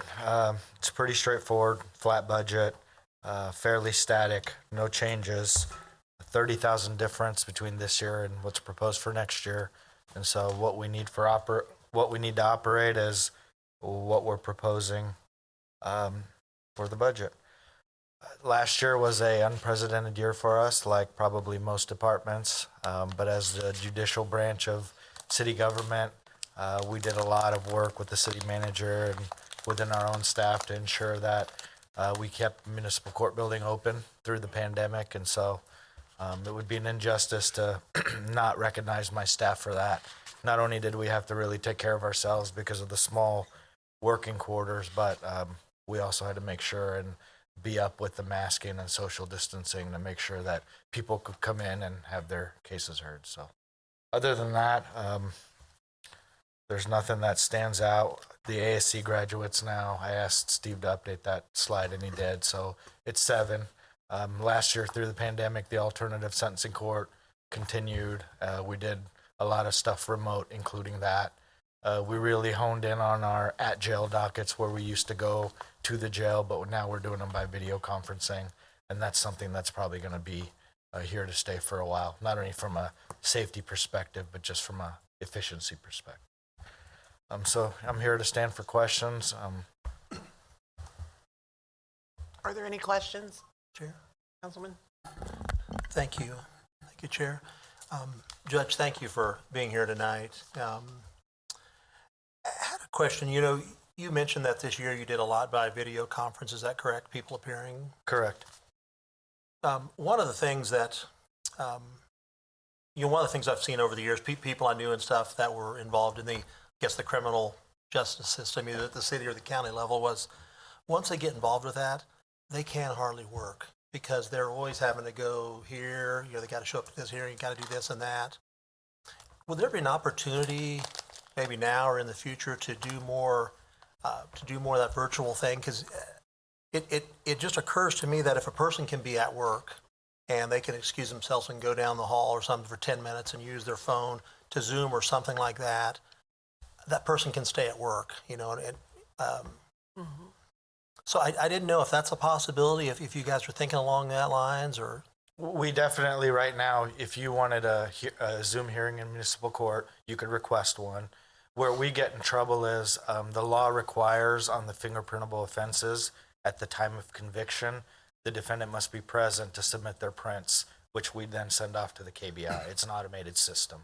And so for those cases, which you're talking about battery, theft, battery of law enforcement officer, the higher level crimes, you don't really have that Zoom option because we need you there if you're going to resolve your case.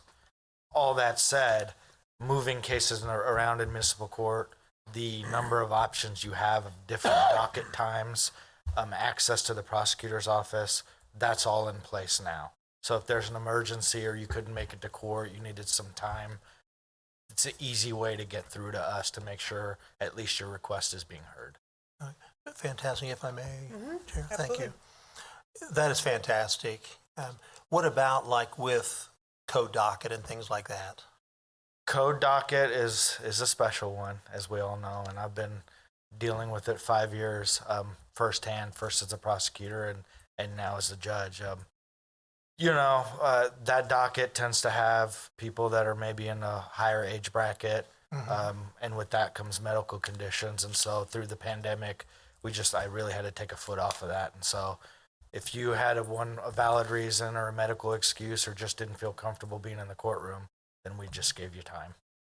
Great. But they also can do appear by Zoom or They something? can request a video hearing, yes, sir. Great. Okay. Fantastic. Thank you. You're welcome. To piggyback off of Tony's question, couldn't they get those prints in beforehand? There is a way to do that.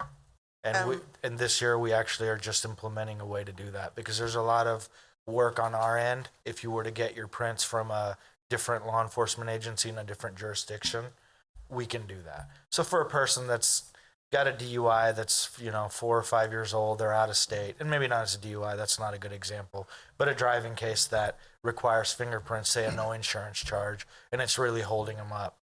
There's ways to get around that. Okay, I hope we would be making sure that we educate them on that. We do. Because the district court, I know that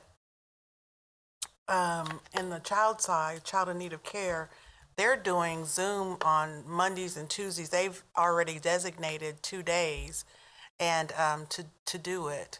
I think that's really great because you know how long you sit there in the hall and you're waiting for your whatever to be called and blah, blah.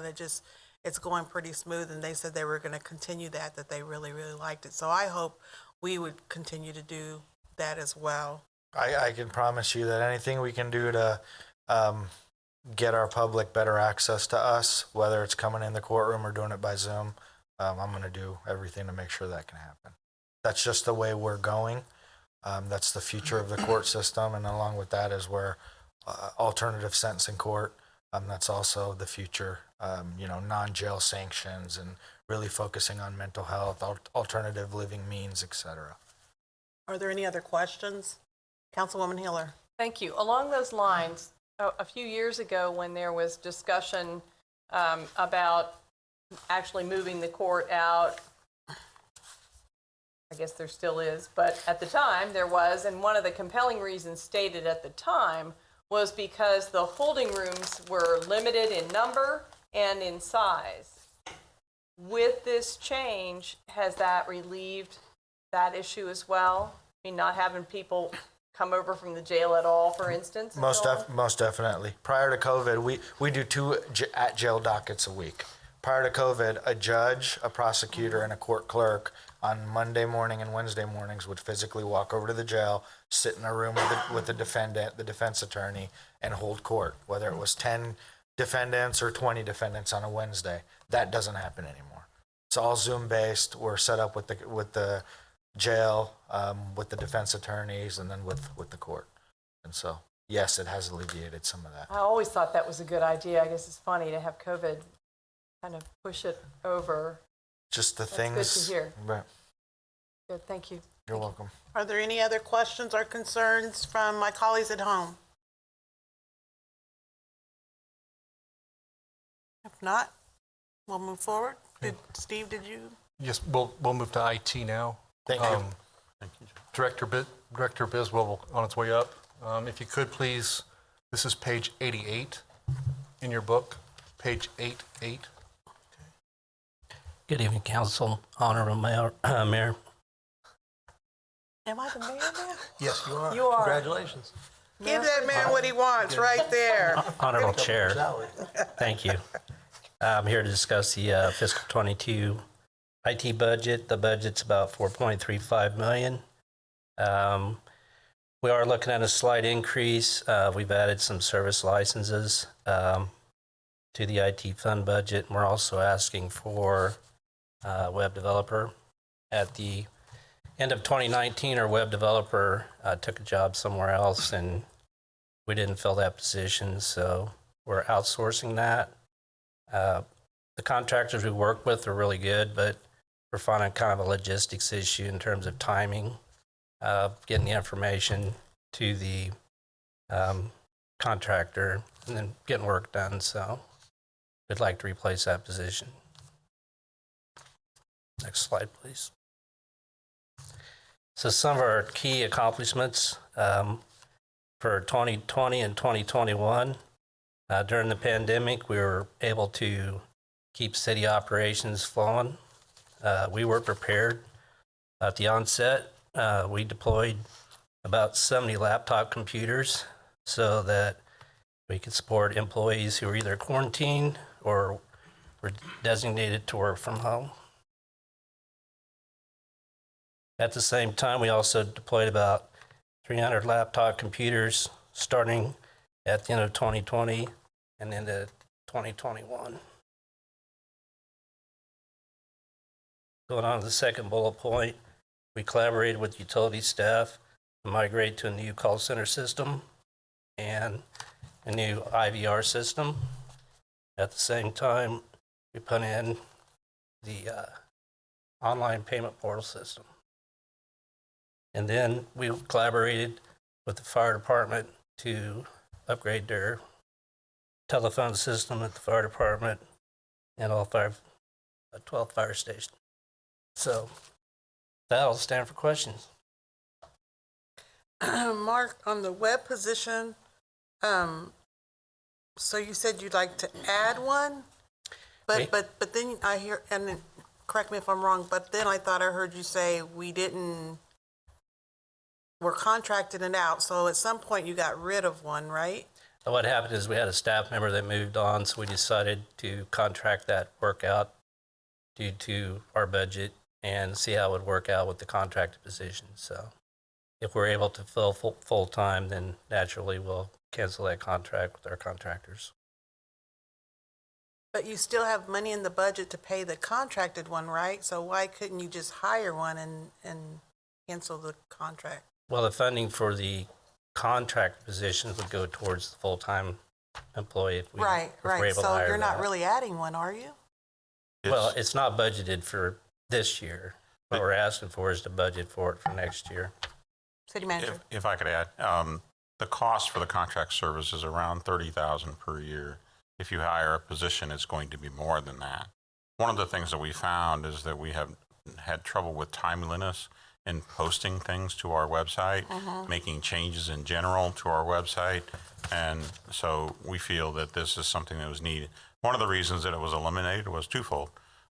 When we went through the budget process for 2020 and we had to cut a number of positions in order to balance the budget, by eliminating the web developer and reducing that cost, that allowed us to hold the line related to IT fees that were charged against our general fund budget. And so that gave us the opportunity to have some cost savings. We had not contracted out for that service for a long period of time. And so we thought this is the time to try. When you don't have a position, it's easier to leave it vacant, save the money, and try a contracted effort. What we found is it's not as effective as we need to have. And so we would like to go back to having a web developer on staff in order to be able to provide for the needs of the departments as they want to put stuff on our website. Okay. Thank you. Any other questions or concerns for IT? Councilwoman Healer. Thank you. Along that same line, I too am a little puzzled.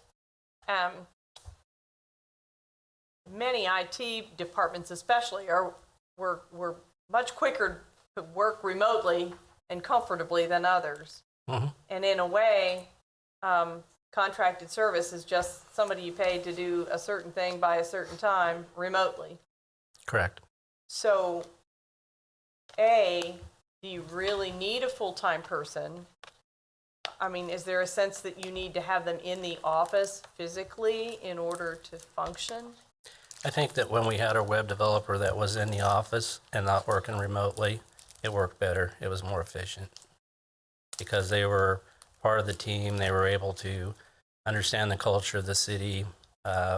Obviously, they had done development work on that website, and they were more in tune with what the departments needed in terms of changes versus our outsourced providers who work remotely. Okay. Thank you. Welcome.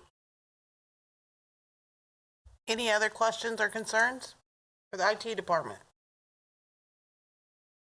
If not, next. Thank you. Thanks. Madam Chair, that wraps up our departmental presentations for the 2022 operational budget. Okay. So at this point, we would stand for any questions you may have, or you can send us direct emails related to questions that have been generated. We have already submitted one set of answers to supplements, answering questions that have come up so far.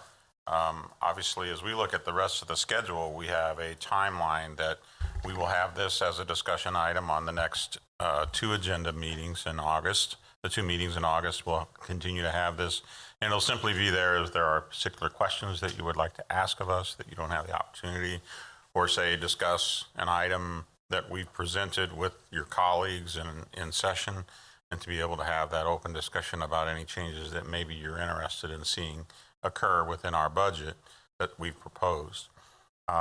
Then in September 7th, we will have the hearing on the revenue neutral rate to exceed that, to capture the new valuation, not to change the mill levy, but to capture the new valuation. And so that hearing will occur. Once that's concluded, then we would have the hearing on the budget at the same meeting on September 7th. Notifications will be published it's around August 23rd in the paper related to our budget and that hearing. And so really we're going to spend August trying to refine anything that you have concerns or issues that you would like to look at changing so that we can have a final budget approved on September 7th. Thank you. Can you follow up with the email with those dates and yes, we can do that. Current you events? betcha. Okay, before we move on, I'm going to ask, we have Mr. Joe Ledbetter that would like to speak on this.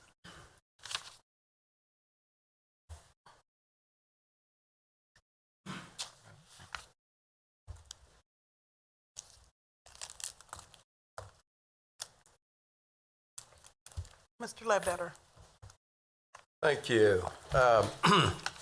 And I already gave out some handouts earlier that talked about even if you don't raise the mill levy, the taxes are still going to go up under the evaluations that I just showed you from the clerk's office with the county. I think they're looking at possibly 5%, somewhere in that neighborhood. And the reason that's important is because, yes, we need to fund everybody that we need to fund. But we also need to look for cuts, and we need to look for how to trim middle management and make our staffs more productive. We need codes to actually be enforced. We've got a number of slumlords that seem to just want to do whatever they do in this town, and they seem to get away with it over and over again from my observations, and it's very tiring. It also actually works against you on tax valuations. You can actually destroy values of lots of houses just with one slumlord locating in a neighborhood and all the negative activity that goes on with that. One thing I said last week is I definitely want to make sure that we are funding our police. And I know that money doesn't grow on trees, but of all the departments, and certainly fire's important as well, but of all the departments that I think of, they're the ones that are responsible for keeping order and keeping us out of chaos. And there's a lot of cities across this country that last year voted to defund their police. And I mean, I couldn't believe they did it, but they did it, and they are reaping the whirlwind right now with escalating crime and policemen leaving their staff and not coming back, even though they're offering some of them great incentives to come back. They've had it. They're not gonna be treated that way. So I understand that, and we're not going to do that in Topeka. Topekans absolutely support our police. One of the things that I'd like to see out of planning and development is be a lot more business friendly and actually citizen friendly, and not go around measuring people's 22-year-old fences and threatening to tear them down and threatening to fine them and putting them in jail. That's not the way to treat our citizens. I would have thought our staff would have not acted like that, but they did. We also need planning and development to come up with some ideas to grow this city. I've never heard them come up with any housing incentives, any ideas that are original with them to actually grow the population of the city and actually increase your tax base. We have serious problems with water distribution. I feel like our utilities are disconnected from the city government, that we're not reviewing their projects. We're not looking at how they handle overtime. They're just off by themselves. And of course, you've got a manager and that's his job, but I want to see the council involved in these contracts and projects and also on road projects. I have concerns about street repairs. Yes, we have a new public works director, and that's fine. We can give him 4 months, maybe 5. But I tell you what, we cannot go on giving people year after year to see if they can prove themselves in running departments or whatever charge they're given as leaders.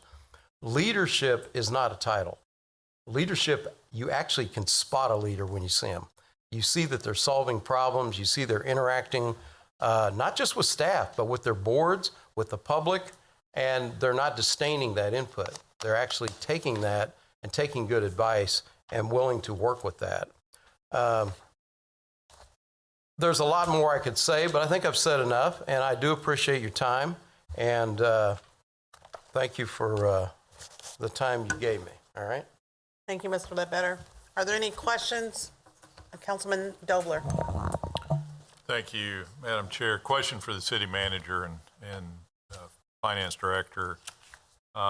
When's the last time we raised our mill levy? The last 8 budgets have not seen a mill levy increase. So 2013. Yeah. Yes, 2013 when it was raised, three mills was the last time that it was raised. That's my understanding. It was 4 mills, yeah. It was 4 mills actually. $1 in 2013, the last time the mill levy was raised. How much is that worth today? I don't know that number, but I could definitely find out. I mean, the assumption is that it's less. I agree. It doesn't go as far.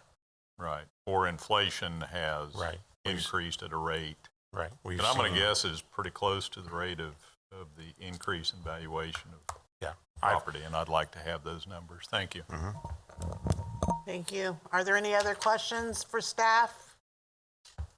Lesser? I don't know if he's with us anymore. No. No questions? Hannah? Did we lose Hannah? Okay. She's off. Okay. Okay. Okay. Anybody else? Okay. Councilwoman Hiller. One question. Can we get the number, Joe, when he sent this out, this is real interesting to look at, but do you know what the number is that we are factoring out of the expected revenue for the downtown TIF? We're pulling that number for you. Okay. Okay. Any other questions or concerns? Councilwoman, I have a question, Madam Chair. Yes. Or I guess a comment since that information's now been referenced a few times. Okay. As we talk about our budget and go through it and partly like to just remind people that we're not raising your mill levy and don't plan to. I'll just remind folks, and I share some of the same, I guess frustration may be too strong of a word, but you know, we in the city don't have control over your valuations. That's out of our hands. And so while we may recognize that there's improvements that can be made in that process or changes to it, just remind folks, that's not us, that's the county. What we're doing is the best we can do, and that's not raising your taxes. Anything else is a valid discussion, and some of us can go help fight the fight, but I'll just remind everyone, some of that stuff is beyond our control, for better or worse. So I do appreciate staff's presentations, and so thank you very much, Madam Chair. Thank you for that reminder. We always get blamed. Okay, anybody else? All right, let's go to announcements.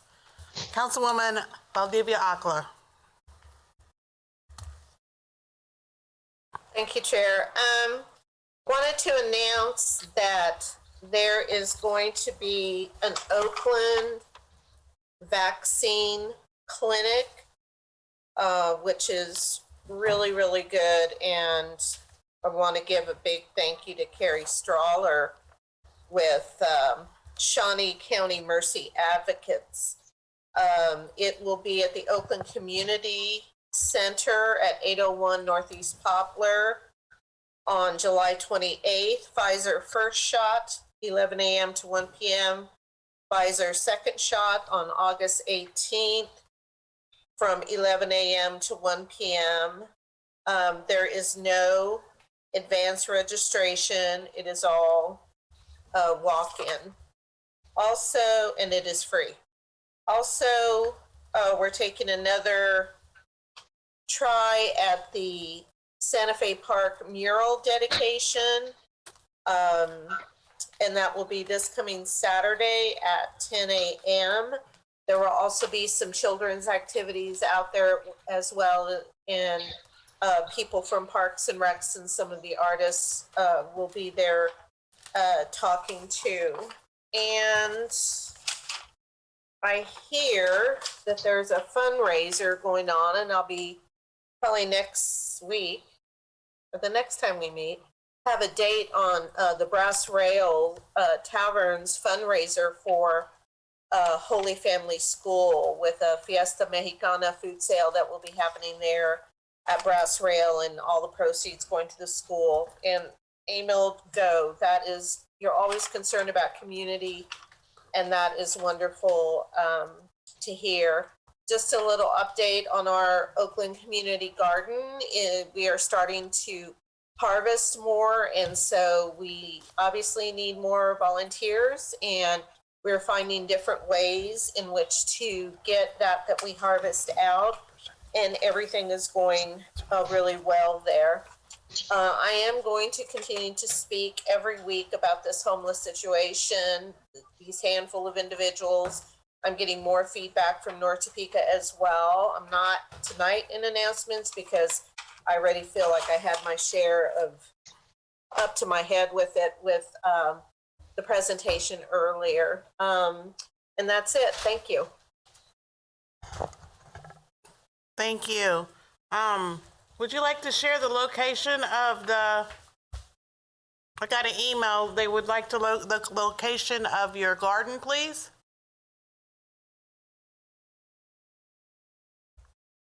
It is located at the old Lundgren School, which is 1020 Northeast Forest. Thank you. Okay, I would just like to report that Southeast 6th Street is finally open as of today. So please continue to go down there and patronize those businesses that have been patiently waiting. I think everybody from the police department to the fire department will be happy because we're used to zooming down 6th Street. So we're just ecstatic about that. I also wanted to say, please don't forget to vote. I don't care who you vote for, just vote. You exercise your right to vote. And also, I just wanted to mention that there will be a free movie, Coco, on August the 21st. And that will, donations will be taken up to go in the Housing Trust Fund. And it will be at Hummer Sports Park. So you'll hear more about that. Last but not least, I wanted to say that the basketball camp went really, really well. We took about 100 kids off the streets that week, and that's excellent to do that. A free basketball camp.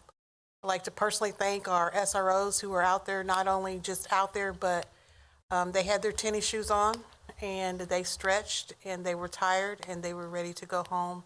And also wanted to thank 501 for partnering up with us. We have got to put our young people to work. We've got to give them something to do. We've got to mentor them. I can't express that enough, but I just wanted to thank everybody for that. I know there's a lot of announcements coming up, and looks like more people are wanting to do more with our young people, and that's great. That's how we turn things around. Let's see. Councilman Emerson, what do you have? Hi, nothing. Just wanted to wish you and Mike Padilla good luck next Tuesday. Thank you. My legs are feeling it. Hannah's gone, right? Mike's gone. Councilman Dobler. I have nothing. Thank you, Madam Chair. Nothing. Okay. Good to see you back. Great. Councilman Heller. Oh, okay. I'm just going down Out of the order. list. All right. Two things. One, just wanted to give a shout out to Dirty Girl Adventures, who hosted Topeka United and some of the participants in Mosaic Partner Pairs this weekend on the river. I tell you, every time I get on the river, I just am so in awe of how beautiful it is and how totally unrecognized in many ways an asset it is. So if people want to see, one of the people had a drone and took pictures from the air as well. And so if people want to look at pictures of our river that's running right through town. We got on at the Weir and then went out through Central and North Topeka and Oakland and out east. Look for Topeka United and look for James Bugg. He was the guy who had the drone, and so he's got extra drone shots. It's just stunning. It was hot too, so you just sit in the river, I learned, if you're really hot. And second, I got a chance to do a welcome to a gentleman named Lee Sentel, and I wanted to share this book. This is the inaugural edition of the official United States Civil Rights Trail book, so it maps the book. There is also a website that maps and talks about the major stops on the trail.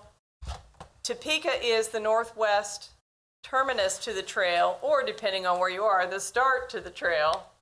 But it is phenomenal. Mr. Sentel is the head of Alabama Tourism, has been there for a long time. And what happened there is that they wanted to get their people to their sites and looked into ways to doing it, found out that to make a trail using government would take maybe forever, that becoming UNESCO World Heritage Sites they couldn't do alone. They needed to get all the sites and do a serial application. And they did that. They just jumped in and said, well, fine, we're going to create this U.S. Civil Rights Trail ourselves then. We'll just do it. And they did it, and it is now thriving and flourishing. And with this announcement trail and the book, they're making the rounds to refresh all of that. It was fun to have plaintiffs from the Brown v. Board case time at that announcement today, jumping up and telling stories and so on again.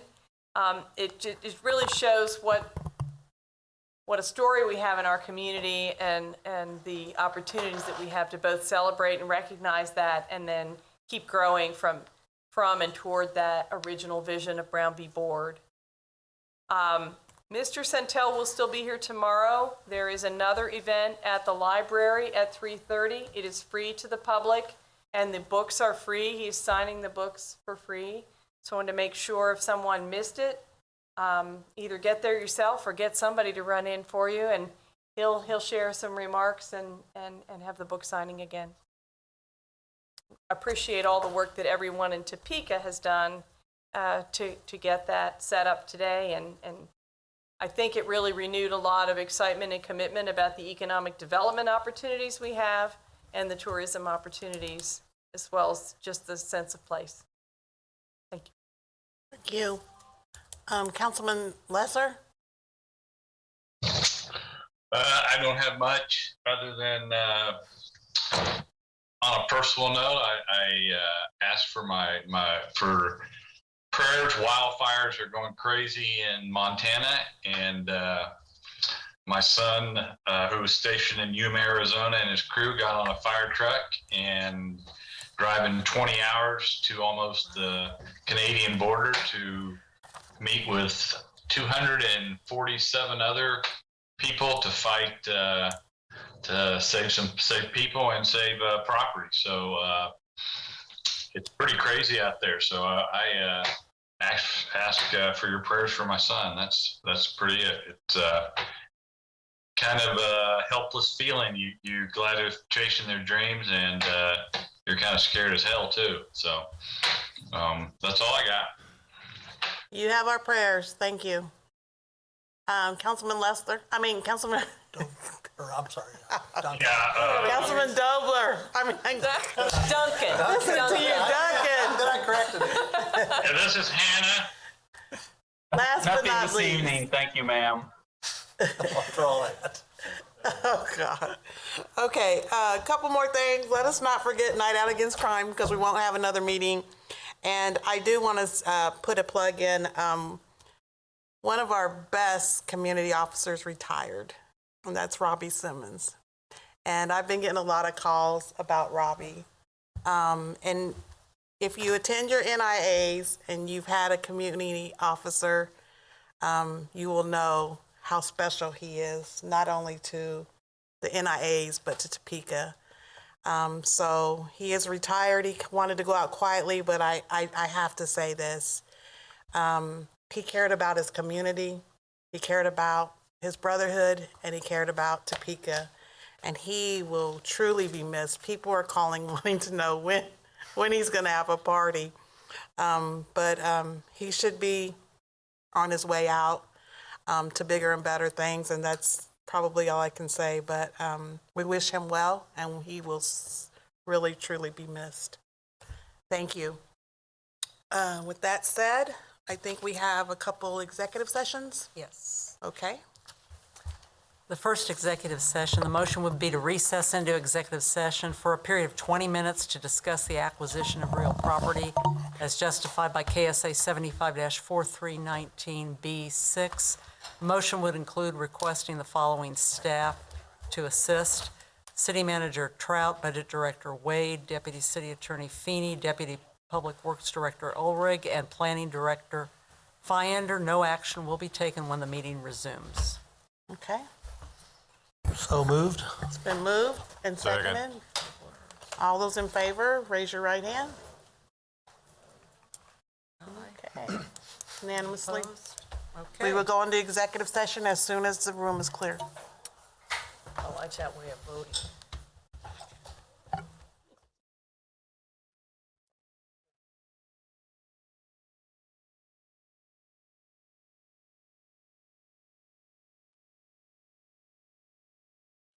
Okay. We are out of executive session. So that's approved.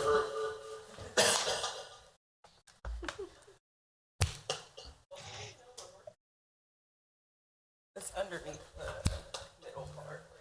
Yeah.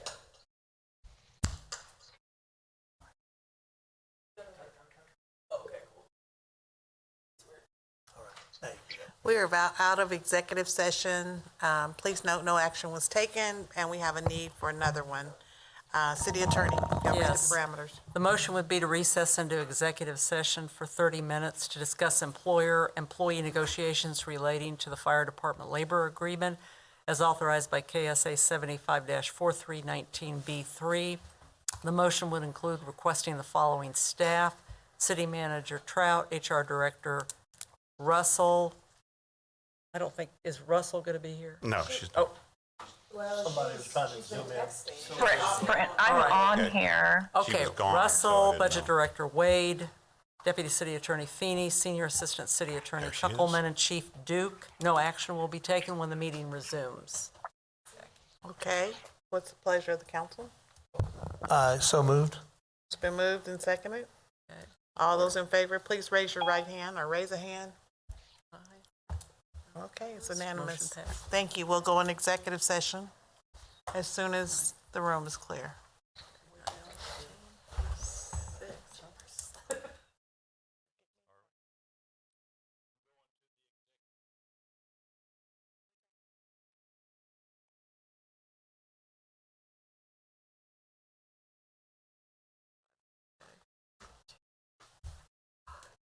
We are out of executive session. We have a need to go back in, but before we do, can I get a motion from the floor to extend until we are done? For 15 minutes. So I move, Chair, to extend the meeting past 10 o'clock. Okay. It's been moved Second. and seconded. All those in favor, raise your right hand. Okay. And we're going to go back into executive session with the same parameters, and I'm going to say 20 minutes, just to be safe. All right, for 20 minutes. For 20 minutes. All those in favor, raise your right hand. I'll make that motion. And then Second. Dober Okay. seconds. It's Okay. been moved and seconded. Raise your right hand. Lesser, are you a yes? All right, thank you. We're back into executive session as soon as Taylor leaves the room. Okay, now get that. Put your head down. I'll stick